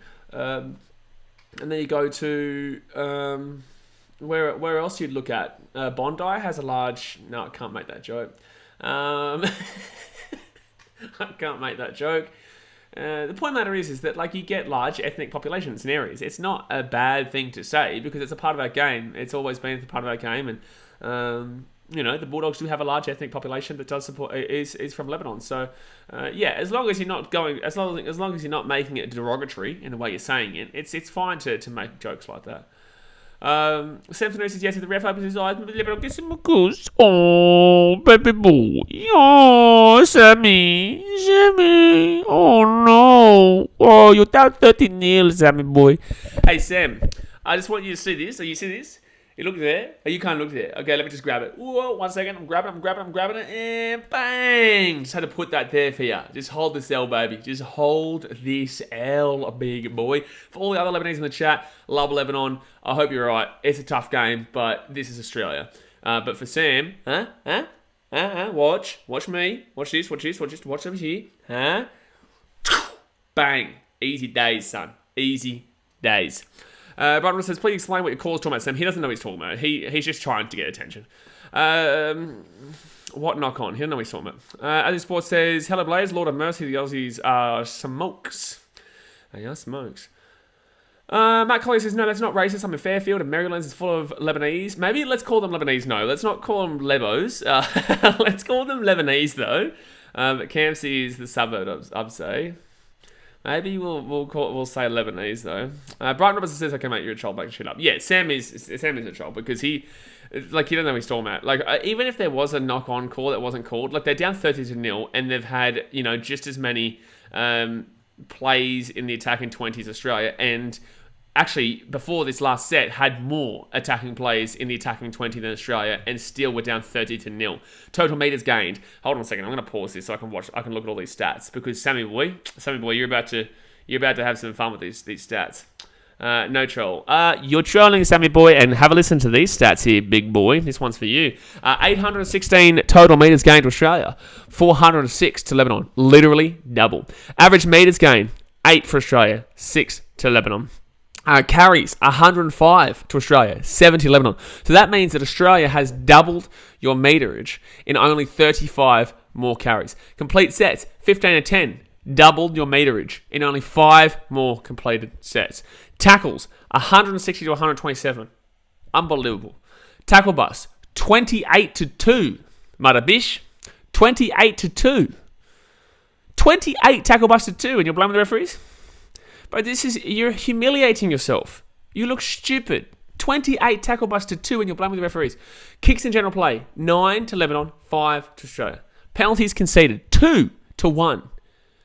You're complaining about the referees, and it's only one penalty different.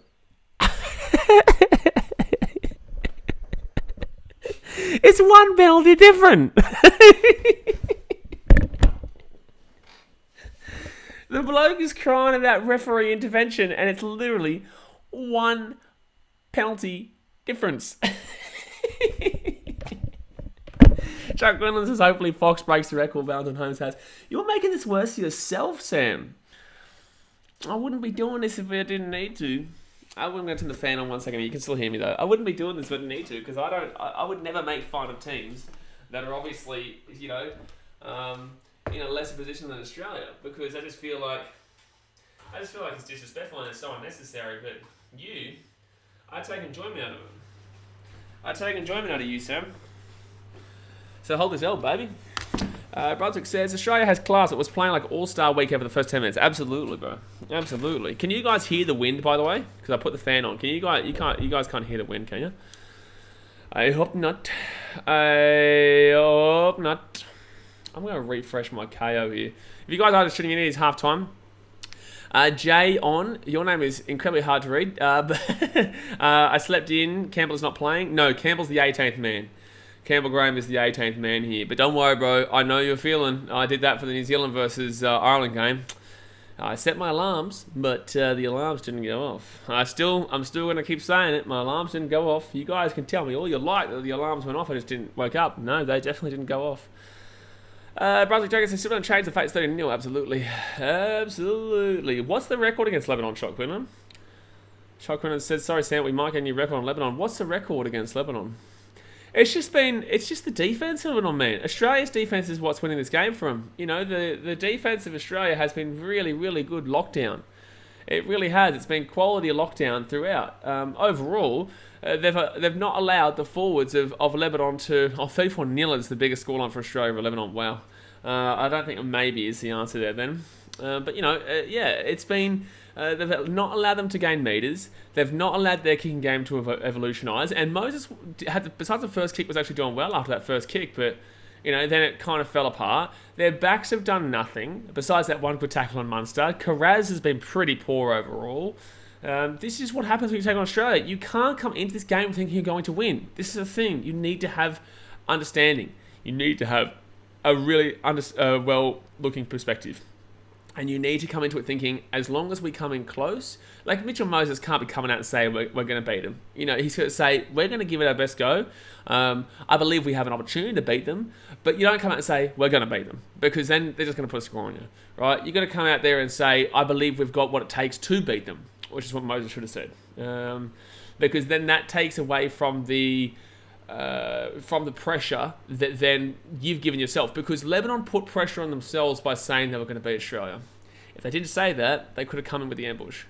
Jack McDonald says, g'day boys, g'day mate. Having the 6 again rule for this tournament was an awful decision. How do you compete against Oz with momentum like that? Oh, here comes the Englishman. The English, they don't like it.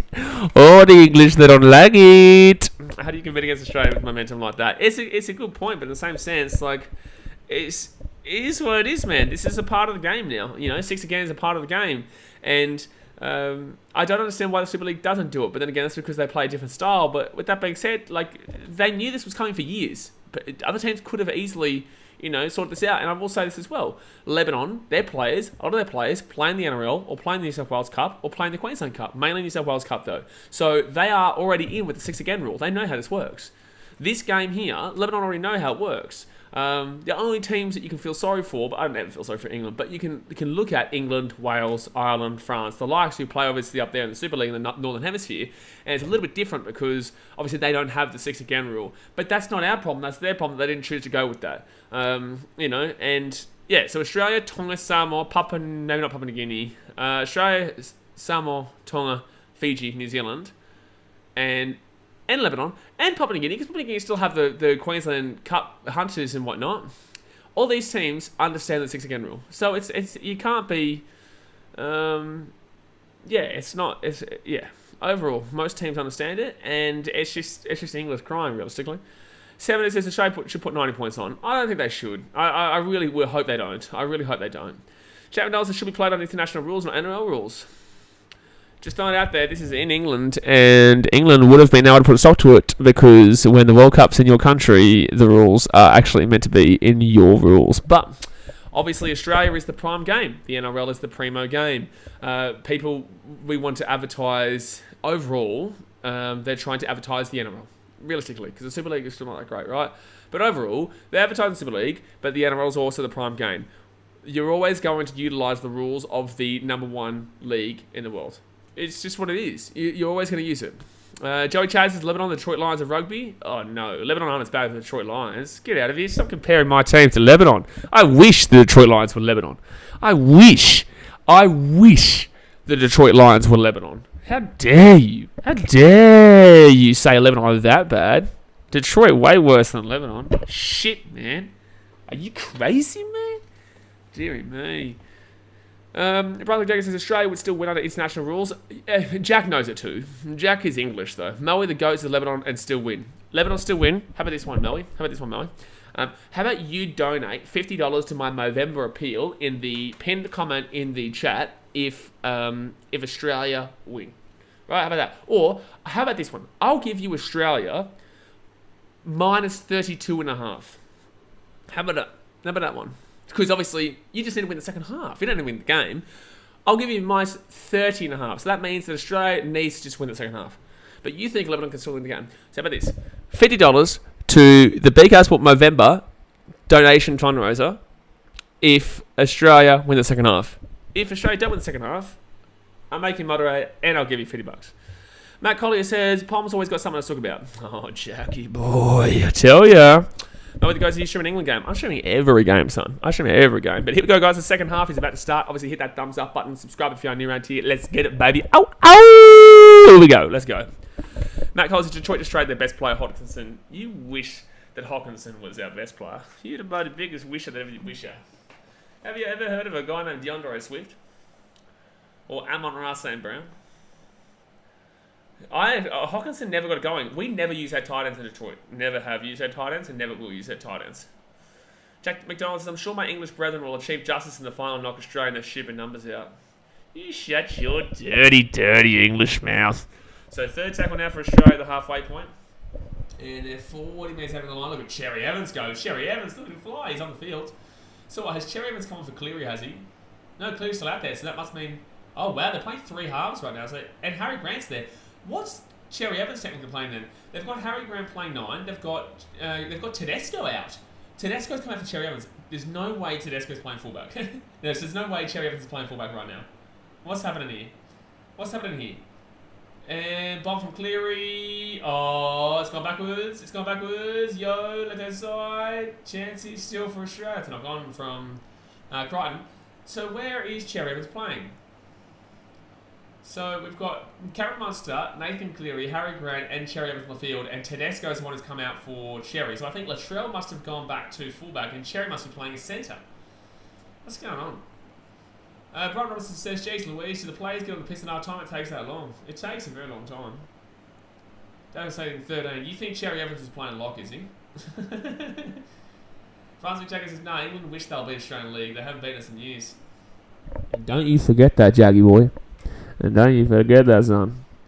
So third tackle now, and they'll be at the 30. BKRmy comes on here for BKRmy.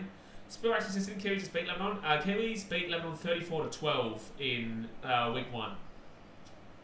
34-12. John Winnetong says, England is in for a shock against PNG. They've got to get that one first. Absolutely. Yeah, it's going to be a big game in Papua New Guinea. Absolutely, man. Brian Robinson says, yeah, Johnny dead right. PNG is no walk in the park for England. England have not had a physical team at Papua New Guinea all tournament. Oh, Munster. The Munster magic. Look at that. Nice little step. Nice little step. Yeah, it's definitely looking dangerous right now for the Lebanese. The referee's getting a bit too involved here. 7 says Munster going fullback. Oh, that's a good point, actually. That's a good point. Munster would go fullback. He does have this for the Storm a lot. He plays fullback in defence, but he plays in the halves in attack. Oh, that's a penalty. Did technically go past the horizontal, but I get why it wasn't a penalty. Referees are impacting Australia here. Sammy boy. Oh, double pump there from Munster. Still going. He's still going, but we're going to take him down about 45 metres out of the Lebanon's line. Hey, how much do you reckon Papua New Guinea win by tonight, Jack? Jack, how much do you reckon the Papua New Guinea win by tonight? So right outside here, it's going to be Isaiah Yo, and he'll get this ball to about the 40. Yeah, Munster's not too bad at fullback. He did that quite a bit during the NRL season. And Cleary puts that ball up in the air. Not a good kick there by Cleary at all, really. But it'll be back. It's fine. It's fine here. And Val Holmes will kick this one through, but that was not a good kick there from Val Holmes. And Matt Collins is PG by 10. Mate, can you imagine the scenes if Papua New Guinea knock out England? Oh my god.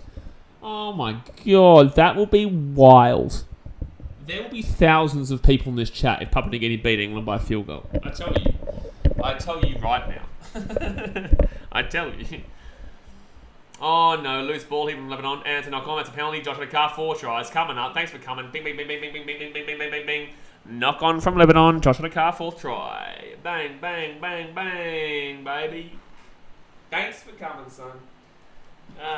The British media wouldn't handle it. Oh, stop it. Oh no, Lebanon. Oh no, no, no, no, no. Oh boy. Oh boy, oh boy, oh boy. Does the World Cup play golden point? I would assume so. Arguably that should have been a penalty there to Australia. Lucky that we scored anyone because it was offside. But I think so because it wouldn't be, unless we use NRL rules. NRL is extra time until extra time for the 10 minutes, and then obviously afterwards it'd be golden point. Jack McDonald says, Lord Victor the Wanker will slay another nation. He's already the owner of Samoa, France, and Greece. We're like Thanos, the national conqueror.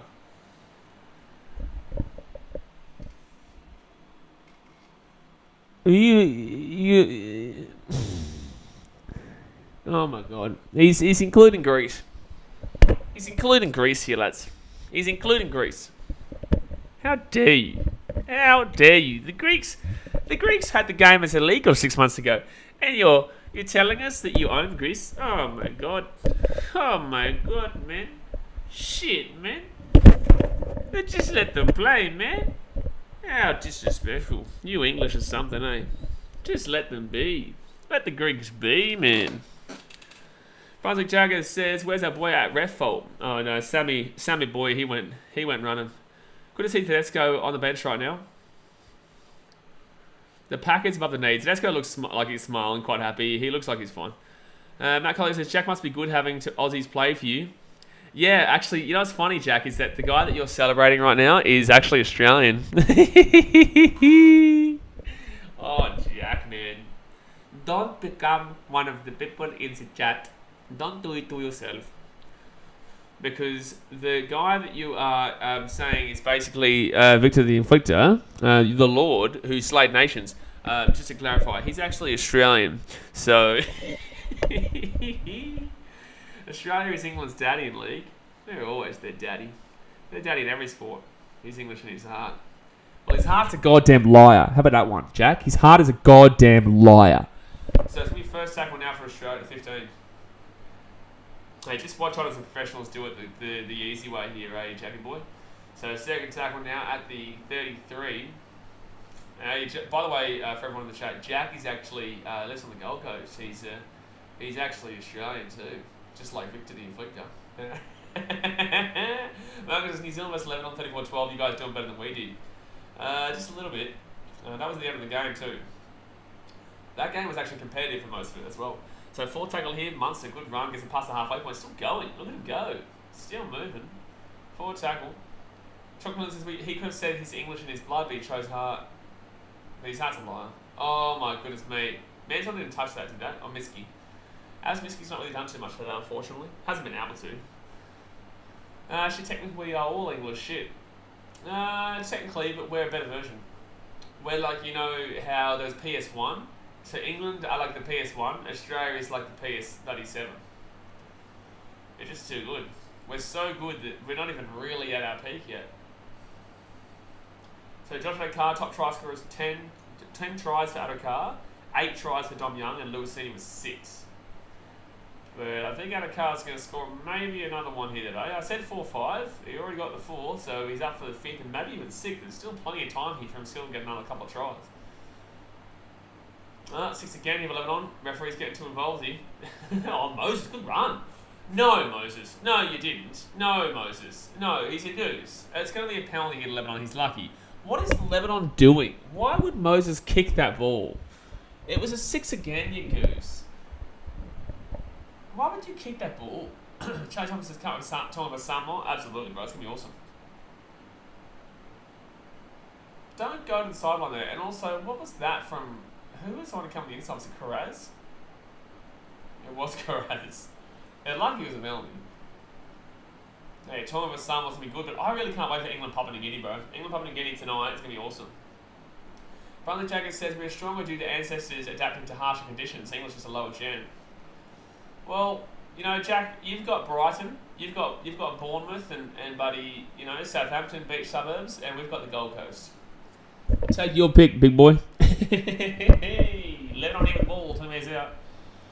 Australia at PS5, England at PS1, and Greece at Nintendo 64. Hey, Nintendo 64 is a great console. It's a great console. And knock on from Lebanon. Nintendo 64, you cannot beat Mario Party Nintendo 64. You can't beat it. You can't beat it. You can't beat it. You can't beat it. Mario Party, the original one, Nintendo 64, the original Mario Kart with none of this bloody pajazz. It's a word we're starting up here on the channel, pajazz. It's not a word, but it is now. So knock on there from Lebanon. You know, the old buddy Lara Croft. Oh, stop it. Brighton Robinson says Gold Coast, Honey Coast, Fraser Coast, Great Barrier Reef Coast, you name it.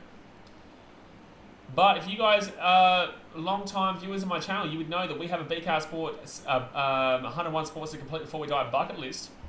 And I do have to swim the English Channel, so, you know.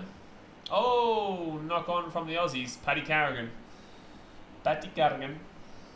I'm thinking about potentially refilming that, like keeping them up there, because I would love to always go back and look at that, but I'm thinking about refilming that 10-part series of 101 sporting events complete before you die in BKR Sport. It's basically like, you know, Point Blank, and they have that list of 7 incredible things you need to do to achieve Nirvana, which is a real thing, by the way. I think that what I've done is create like the ultimate sports list around the world. Jack McDonald says, England are the granddaddy of rugby league and it's soon to bring it home. Well, you have never won, so you can't bring it home when you've never won.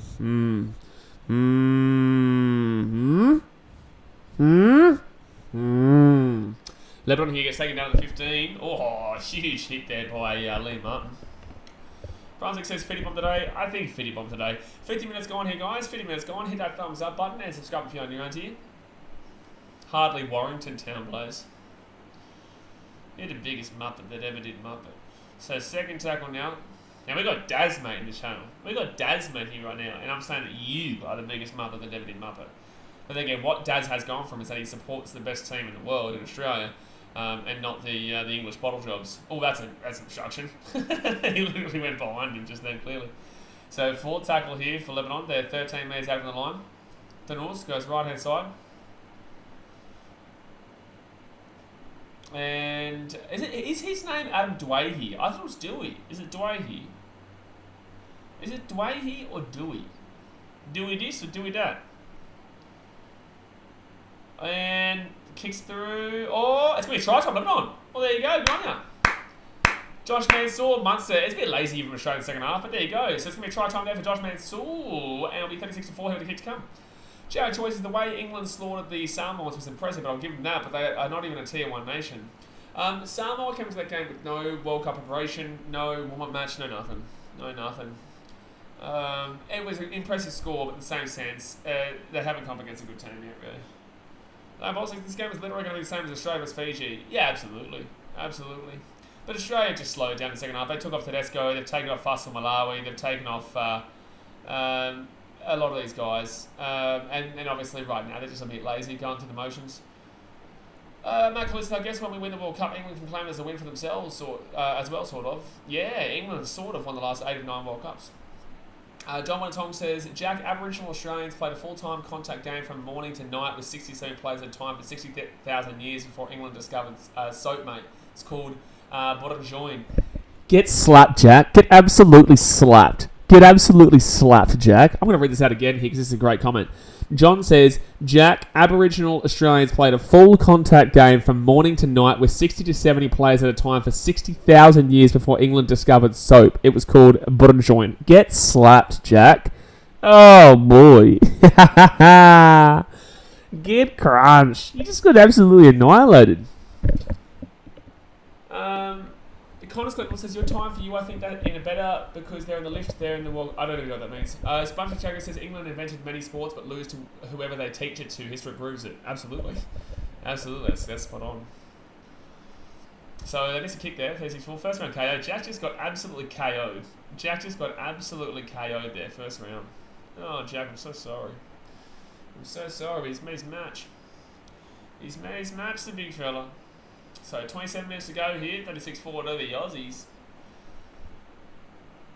36-4 to the Aussies. Alright, so Carraz. It would have been good to get through with us conceding a try, but it is what it is. Good to see Lebanon getting a try at least. Makes it a little bit easier to defend in regards to the blowout.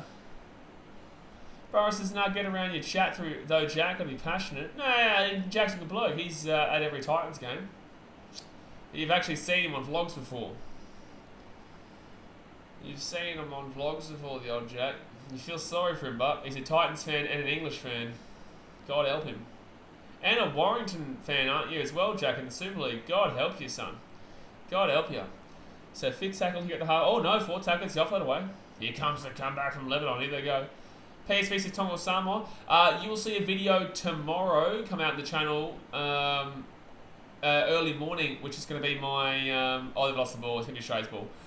You'll see a video with my YouTube shorts. So you guys don't know this, guys. Every time, the day beforehand, or of the early part of the day, there will be a prediction video as a YouTube short. After the game finishes, immediately I'll do a 1-minute YouTube short of a review of the game.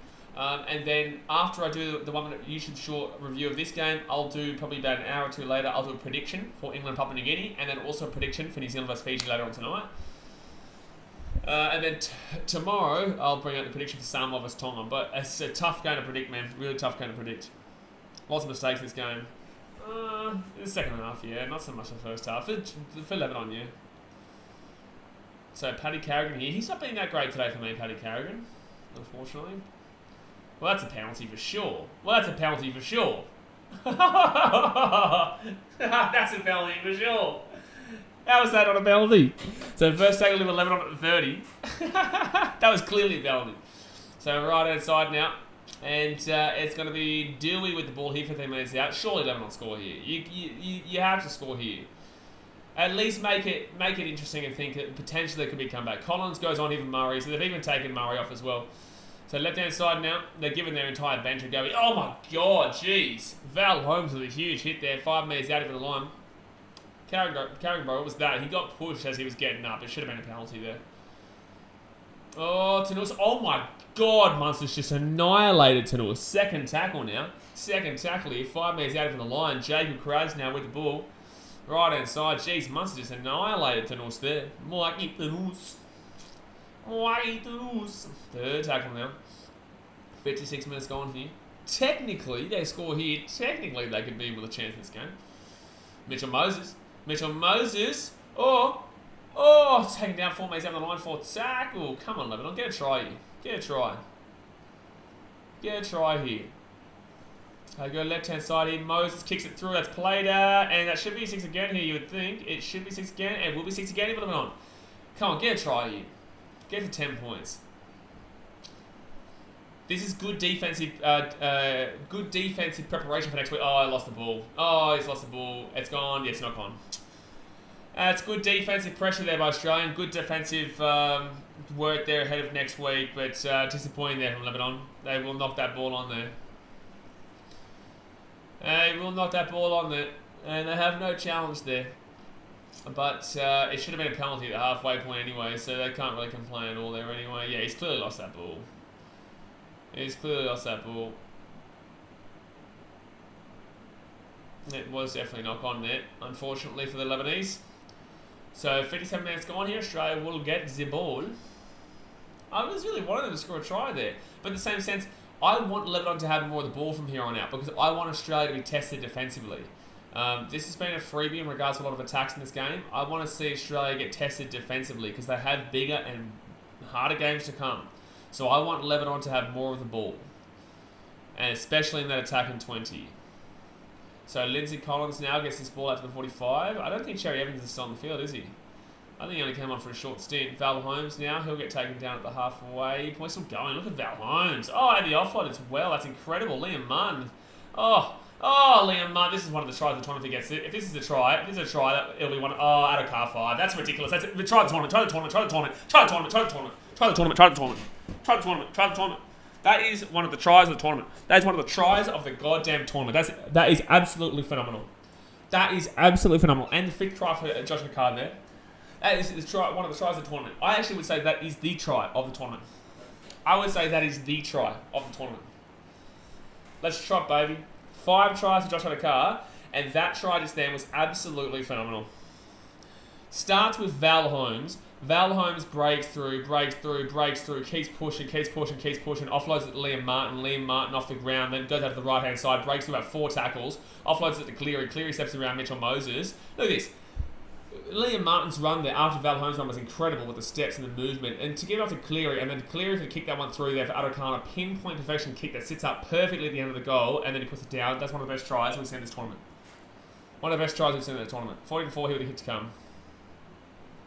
Look at the foot. Oh, it's Harry Grant. Sorry, it wasn't Liam Martin. Oh, Harry Grant. How good's he? How good's he? He makes things look so easy, man. No, Stanford News, he didn't start with Harry Grant. He started with Val Holmes. It all started with Val Holmes. Val Holmes was held by about 5 guys. Kept pushing. Got to the 45. Offloads it up the back. It goes to Harry Grant. Harry Grant then steps out to the right-hand side. Steps off his left foot, right foot, left foot. Goes through the gap. Breaks through 2 tackles. Then passes it out back to Nathan Cleary, who then immediately thinks, as he's getting past Mitchell Moses, he's getting tackled at the time, kicks it out into the corner, and that's beautiful.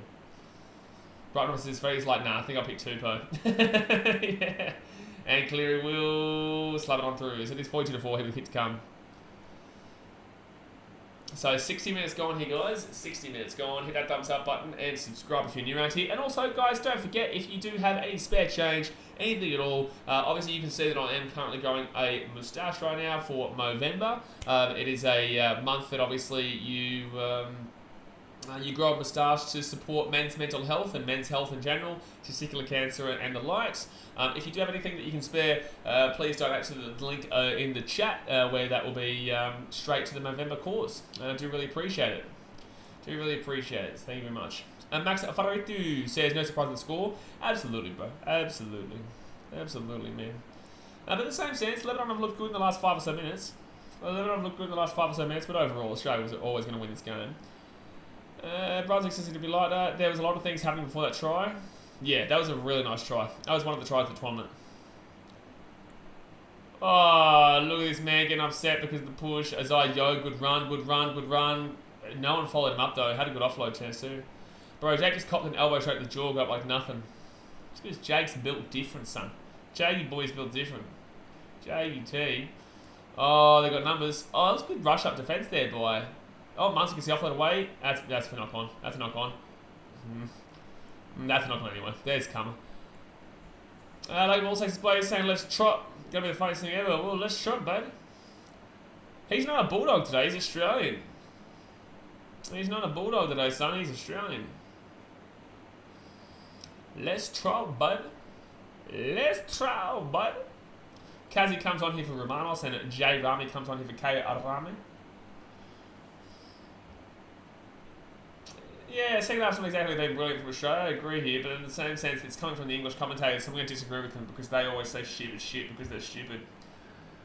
So Lebanon now get this ball here at the 40. Can you notice how different the sound is from the English commentary when Australia is playing rather than when England's playing? John Winnetong says, on your Benny Young, you're a legend, mate. He's a legend. But he's not playing today. That's why he's in the shout. So second tackle here at the 45. They roll left-hand side now. Gives it out back. Chance here. Third tackle. 35 metres out. It's been an okay game to watch, but it was just always going to be like this. I would still like to hear defeated Bombaronos. We have scored more than New Zealand did and conceded less than New Zealand did, so I'm okay with this at the moment. 6 again here, you bullshit referee. My TV is silent, but I pay for this commentary. Yeah, fair enough. But then again, it is Vossi commentating today, but he has an Englishman next to him, which is, never a good sign. Moses gives it off. Okay, second tackle, about 10 metres out, I think it is. Mike Itanuas, they're 8 metres out of the line. Mitchell Moses. That's why I said I want this. I want Australia to have to defend. Oh my God, that's a hit. Tackle says a lot less Dick Sarkin when it's Vossi. A lot less. Not completely non-existent, but less. Moses throws the ball over the sideline. And unfortunately for Mitchell Moses, it is not a player in row Z of the fan of the crowd. It's not a player. That's actually a fan. Fans aren't playing, mate. You can't throw the ball into the crowd because they can't actually play in the game. Mitchell Moses. I'm so sorry, mate. So lean, no. So sorry. Brighton says, through it to old 3-tooth in row 25. Absolutely. Shit pass. Like, play the ball in opposition 20. 28 times to 16 in favour of Lebanon. We are leading 42-4. 28-16, opposition play the balls in 20, and we are leading 42-4. Wild. That's a wild stat. So third tackle now at 30, give the crowd contact. Oh, looking for the inside ball there. Clear gets it off to Adokar. And that's going to be, I think, a 6 again here for Australia. John Wayne talks, I'm pretty sure we got this one in the bag. I'm going walking and pretending I'm playing too. See you tonight for PNG versus Colonials. Should be a good one tonight, mate. Yeah, should be a good one. But yeah, we've definitely got this in the bag. We've had this in the bag since the first 10 minutes. Zach Smith says, congrats Moses, you passed absolutely nobody, you muppet. He's a muppet. He is. So fifth tackle, they're going to whack this ball down to the corner. Easy take there for Abbas Miski. Oh, be careful with that pass. But actually, I disagree with you, Zach. I disagree with you. He didn't pass the ball to nobody. He passed it to the man in row Z. Like Ball says, remember that Muppet in the last power ranking stream that said 28-24 to Australia?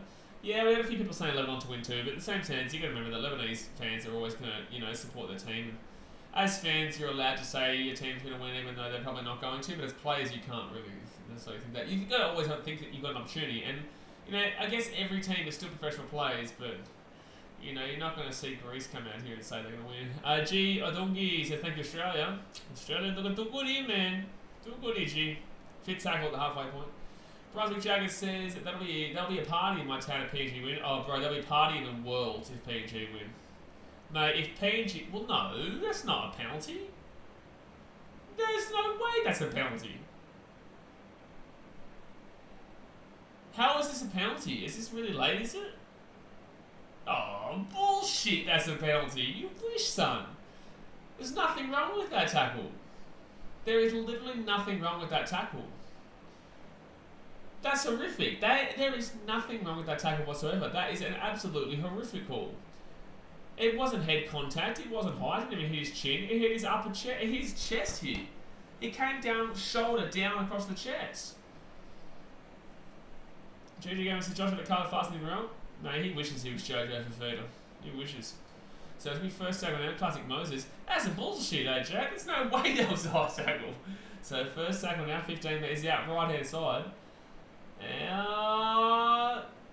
Rajab is going to get on the sideline. He's going on the sideline. He's going on the sideline. He's going on the sideline here. He's going. Oh, jeez, 1 metre from the sideline. He was nearly halfway, and then he got taken 1 metre out. That was nearly Gordon Taylor spectacular. Joshua Price is high. Hello, mate. I don't think you can do the old Gordy Talis anymore, though. The old grab him by the collar and just ragdoll the shit out of him. Oh, one-on-one strip there by Liam Martin. Look at that. That's beautiful. That's beautiful. A one-on-one strip is so sexy, man. It really is. It is so sexy. A nice little one-on-one strip. That's why that Munster out of card try was so nice before. Second tackle now, Jack White. And this is what I mean. This is why I want Australia to have all the defensive pressure. I want Lebanon to have the ball, attacking, so that we can see this kind of stuff for Australia. Assist again here for Australia. And Val Holmes will get this ball to the 44. He's had a good game here today, Val. I don't know if he gets into the top 3 because he hasn't had those big momentum plays, but he's had a good game here today. He's definitely been top 4. That's a penalty for sure. Absolutely. Absolutely, that's a strip. That's not physically possible. Not physically possible for that ball to have come out that way and it not to have been a penalty. Oh, this is the double whistler. I forgot about that. We have a referee at this World Cup who whistles twice. I love how Australia didn't go over the sideline there, just decided to run it. Just give us the extra pressure on the attack. No, it's clearly a strip. So Australia now 23 metres out of the line. Josh Price and Australia might win. Well, they might. They're up 42-4 with 13 minutes to go, but they might. It's close. It's very close. The game's actually been a little bit more up or below it than the score suggests. But then again, it might still get to the feeding bomb bottle or not very soon. Test from five. Thanks, Joshua. Yeah, thank you very much, Joshua. Thank you. Cleary. Tamesao. Can't get the offload away. Project Jack says, ref's just trying to give him any slight advantage to the losing squad at the moment. Absolutely. Alright, left-hand side. No, that's not going to work out there for Cherry. Oh, he's still going, Cherry. Go, Cherry. Go to Chairs. Oh, that's beautiful. Oh, he found the gap and he just absolutely blasted it. But that was good defense there from Lebanon. So 3 metres out now. Harry Grant. Nice little short ball. Try time, baby. Yep, thanks for coming. And he deserves it, Liam Martin. Liam Martin deserves this. They're checking this, but Liam Martin deserves this try. It's a try. It's a try here. Liam Martin deserves his try. I don't know why they're checking the video ref, but Liam Martin deserves this. Even Jack McDonald knows it too. Even Jack knows how good it is. Liam Martin's had a good game today. Not top 4. I'd say first Adokar, second is Yo, third would be probably Val Holmes actually, and then Cam Murray would go 4th, and then I'd maybe go Liam Martin there. That's probably my top 5 right now. Liam Martin, let's see, he gets this ball down. Yeah, try time. Easy. We shouldn't even bother looking at that. Shouldn't even looked at that. We should not have even had to have a look at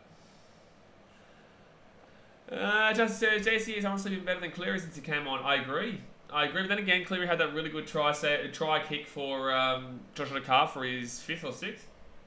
No, 5th, sorry. It was his 5th. But yeah, overall, Liam Martin, at least he's representing his country, unlike that traitor. That traitor Victor Radley, you know? Traitor, eh, Jack? Do you know why he's playing for you, Jack? It's because he would never have made the Australian squad. That's why he's playing for England. Don't forget that. Don't forget it. Don't forget it. Don't forget it. Oh, no. Oh, no. If he was selected for New South Wales and also for Australia, he would have played for New South Wales and Australia. Brunswick, he's an Englishman. Ignore that muppet. I'll deal with him. Don't you worry, I'll deal with the muppet. Australia vs New Zealand's going to be a good game. They're going to get past Fiji first, man. Fiji's not an easy game for New Zealand at all. So Australia will slap it on through. It's 48-4 here with 10 minutes to go, guys. Hit that thumbs up button and subscribe if you're only around here. 10 minutes to go. But yeah, Sam, don't forget, Fiji have been the last 3 semi-finals of the World Cup in a row. And to add on to that, Fiji knocked New Zealand out in New Zealand in the last World Cup in 2017 in the same place in the quarterfinals. Just something to know. Jackson's Australian fans talking about playing with players from... Oh, he can't even speak any English. He's meant to be from England. He can't speak English. I don't even know what he's talking about. Well, Victor Radley, was he born or lived at any stage in England, or is it just ancestry? Because every one of Australia's players has either lived in Australia or born in Australia. So, Jack, come on. Tino Fussell Malawi comes back on Evan Crichton. He hasn't been getting many minutes here tonight, unfortunately. He's the best player in the team. Jack Reynolds says 2 out of 2 other nations. How many World Cups of Polynesian players won you guys? Yeah, but they were all born or lived in Australia. England's ones. The guy was born and lived in Australia his whole life. No, his dad is English. He's born in Oz. Oh, shut up, Jackie boy. You Jackie boy, man. Shit, man. Shut up. Shut up. Victor Radley had probably... This is the first time he's even stepped foot in England, probably. This is probably the first time that he's ever stepped foot in England. Brian Roberts says, he said Val isn't exactly an X-Factor player, but he's going to be one of the clutches in the game in terms of an impossible take. Great defensive reason, just awareness in all positions on the field. Yeah, that's not what I'm saying. I agree with that. I just don't think he's not the breakaway kind of player that you look at like an Adokar kind of deal. I think he's a really structurally sound player, very good player. Very, very, very solid player there. Semi-Red Raider is a good one. Too bad it's a decade past then. And also, at least he lived in the country. Victor Radley, probably first time he ever touched foot in England was this World Cup. He didn't even know your national anthem. Come months away, you look at him go. Oh, he had White behind him though. Surprising White hasn't scored. Who wouldn't want to play for the green and gold when given the opportunity? Exactly right. That's exactly right. I guarantee that even Jack, if he was given the opportunity, he'd play for Australia over England. That's a knock on there from Jack Whiten. He's not had a good game here today, Jack Whiten, for me. Oh, look at Lebanon crying. Hello. Bit of biffo. Okay, says, my great-granddad's dog is Indian. That must make me Indian. Absolutely. Yeah.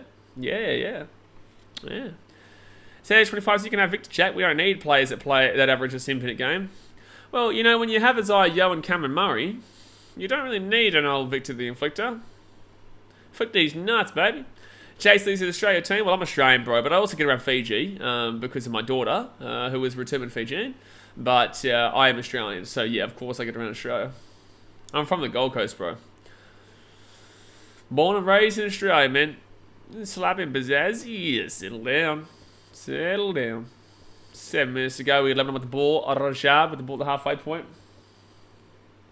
Lauren Ingertowson, congrats Kangaroos jumping into the semis, man. Congrats Chica coaching in every sport. I honestly think that the Dragons should offer him an NRL contract. I honestly believe they should offer him an NRL contract. And I think Chica's got to go tomorrow to coach his Argentinians. Willie Mason was the enforcer back in the day. Oh, Victor wishes he was a big Willie. The big Willie. Calling the opposition cats in the scrum. Look, what team was that? Was that the Dragons he was talking to? Was that the... You got no forwards. What was he saying? You got no forwards, you cats. You know, you got nothing. Who was he talking to? I can't remember. 4 tackle now, about 20 minutes out of the line. Absolutely smackaroono that thumbs up button and subscribe if you're new. And don't forget to watch the YouTube short. I'll do a YouTube short review of this game. It goes for about 1 minute. Immediately after it, we will be streaming England versus Papua New Guinea. We will be streaming New Zealand versus Fiji and also Samoa versus Tonga.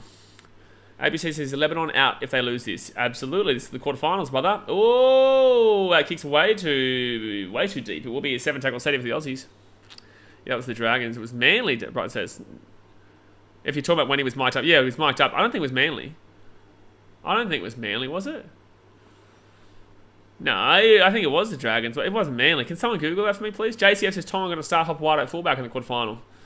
That's great. That's going to be a great game tomorrow. I will do a preview, my prediction of that tomorrow morning. Tomorrow morning on a YouTube short, I'll do a prediction for that. 0 tackle again here for Australia. I'd love to see Joshua Carr get one more try to make it 6 tries in the game. It was the Dragons. Yeah, I think it is. Yeah, where's your forwards, you cats? You got no size, you got nothing. Well, that's not a tackle, referee. Settle down. Tino Vasimalawi, the best player in the business. Oh, look at him. Oh, my God. Look at that run. That was a fantastic 20-metre run, that. Oh, well, no, he's called held there. He stripped the ball. He called held. I was going to say, referee. He called it held and then he took it. So he gave the ball back to Tino, of course. You're right, it was the Dragons. Jeez, Brian. Broncos players, they don't know what's going on, eh, Daz? Broncos fans don't know what's left or right at this point, eh, Daz? Unbelievable. Oh, try time for the Australians. Let's go. Lindsay Collins, baby. Oh, no, saying offside penalty. What? Are you saying double movement? Laurie says, when are you due for a holiday? Much respect for all your hard work, brother. He's going to check this. I think this is... What? He went to go call the video ref and then he's gone to the bunker again. He's gone to the bunker and then he's gone back to double movement. What's going on? Okay, I want to have a look at this. 1 second, Laurie. I'll respond to that in a second. That's not a double movement at all. That's not a double movement at all. That is not a double movement at all.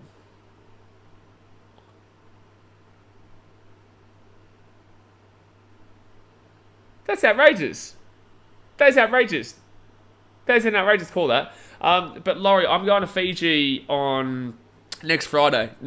But I won't be... I'll take a break, maybe Boxing Day, until around New Year's. Because we've got the FIFA World Cup that starts up 2 days after. Jack McDonald says, this referee is doing this because he heard you talking to shit, Blaze. Because that's because he's a dickhead. But yeah, I'll take a break just after Christmas because we've got the FIFA World Cup to come up right after this Rugby League World Cup. Joshua Carr is better than every other team. Maybe the World Cup, not better than the Titans, though. No, had to cheat to get a try against the Titans. Brighton Roberts says he picked it up so clean for a big man. Absolutely, especially Lindsay Collins. Oh my god, that was a bad pass. Fit tackle now, 3.5 minutes to go. I can't believe they called that a double movement. A tackle hadn't been made at all. Mitchell Moses whacks that bad boy up in the air. Who is this referee, by the way? Please tell me Liam Moore is not going to be refereeing any of the quarterfinals games. Ref saw Brunswick drop the feedy bomb, so he took it away. Oh, Brunswick actually should kind of get a nice little timeout for that one. You can't be doing the feedy bomb before the feedy bomb has been given. But then again, I can understand the confusion. Because anyone with a brain could see that wasn't a double movement, but it is what it is. So, second tackle now. A bit the halfway point. Jack Whiten gives the ball up to Cleary. Oh, that's a great tackle. It was also a great run by Cleary, though. Yeah, Daz has slapped him. He slapped him. You did it, Brunswick. You've got to be careful about the old feeder bomb. You can't drop it until it's officially dropped. Play of the match for Fox, well deserved. Yeah, absolutely. 5 tries. You can't complain with that. It's not like Lebanon are a slouch team. Lebanon is still a good team. Nice little cheeky dink underneath here from Harry Grant. This will be, they'll get him in goal here. They should get him in goal here unless he goes down. Oh, bro, dumb. He's lucky that they didn't even try to take him back inside. Fiji vlog. I'm considering doing some stuff at BKR Travel, man, but I've got a lot of stuff that I'm doing right now. I've got a lot of stuff that I'm mentally having to go through in regards to things in Fiji. So I'm not too sure how focused I'm going to be out doing that, especially when I'm going to be awake all night, every night for FIFA World Cup and Rugby League World Cup. But overall, I'll do my best, man. I'll do my best. Good stuff, Hayden Gaylor. Welcome back. Jay Sleazy says, you heard about Andrew Feeder retiring? I did see that, Jay Sleazy. Oh, mistake there from Lebanon. 20 metres out from their own line, 4 tackle. I did see Andrew Feeder. Yeah, great player. I remember him winning the Sharks the grand final in 2016 off his own back. That was a great try. It's a great crash play, eh, Dad? Great crash play. It's a very good crash play by Andrew Feeder. Alright, so Australia through Val Holmes. He brings that. Oh, look at Val go. He's just bloody unbelievable this year. He's been really, really good this year. You've got to be impressed with his turnaround. He really has the turnaround of dreams. Brad Robinson says, doesn't sound like much of a holiday, mate, but I suppose it doesn't work if you love it. Oh, Fiji's still good. Fiji, I've got a beautiful house with a, a mountain view. We've got river view. We've got a massive pool, lap pool. It's a huge house. And it's in Fiji, so I'm with my friends and family, and I can see my daughter. Damn, it's just a boring old crash play with the best try in Sharks history. Absolutely. Just a boring, it is what it is. I'd do it, it's just a normal crash play. Just give me the ball in that situation, I'd slap it. Alright, I'll show you over the top here, right hand side, Val Holmes. Come on, let's hit the feedy bomb, Barunos. Come on, feedy bomb. Second tackle here, 8 metres out, come on. Here comes the feedy bomb. Who do you know who plays like this game? England, Papua New Guinea is tonight, yes. 6 again here, but it doesn't matter because the time's still going is Nathan Cleary. Oh, but just make because you'll be working a shitload. Yeah, but in the same sense, when I'm not streaming, oh, the Muppet man Harry Grant knocks the ball on. That's unfortunate, so we won't hit the fitty bomb, which is good for Lebanon. That's good. That's not good from Harry Grant there. 30 seconds to go of the game. Like I said, guys, do not forget I will be doing a short review of the Lebanon-Australia game right after this for YouTube Shorts. Definitely check it out. I'm only new to the old shore. Oh, Adokar intercepts it, goes backwards. Oh, fitty bomb. Oh, Muppets. Do you think Freddie would have picked Josh Adokar for Origin was after the Rugby League World Cup? Yes, absolutely. He wouldn't have been able to handle the criticism otherwise. But there we go, guys. There we go. The final score for Australia. They will progress to the semi-finals of the Rugby League World Cup by winning 48 points to 4. Comprehensive victory, but still weren't perfect at all. Still had a lot of mistakes in their game. I think it'll be okay, though. I think they'll be fine. They'll take on either New Zealand or Fiji, whoever wins that game tomorrow morning at the same time. Yeah, look, I think that was a positive one there. But guys, I'm going to be jumping off for now. Please don't forget to hit that thumbs up button and subscribe if you're new around here. Also, the pinned comment in the chat if you have anything to spare for the BK Sport Movember fundraiser. I'm growing a moustache for Movember. Please do support the cause there. I do really appreciate that. And secondly, YouTube Short about to come out with a review of this game, and then in a couple of hours time I'll bring out a preview for the Papua New Guinea England game, and then a couple of hours after that I'll bring out a short preview for the New Zealand versus Fiji game. But I appreciate you guys as usual, and I will see you guys very, very soon. Alright guys, thanks for watching. Catch you later. See ya.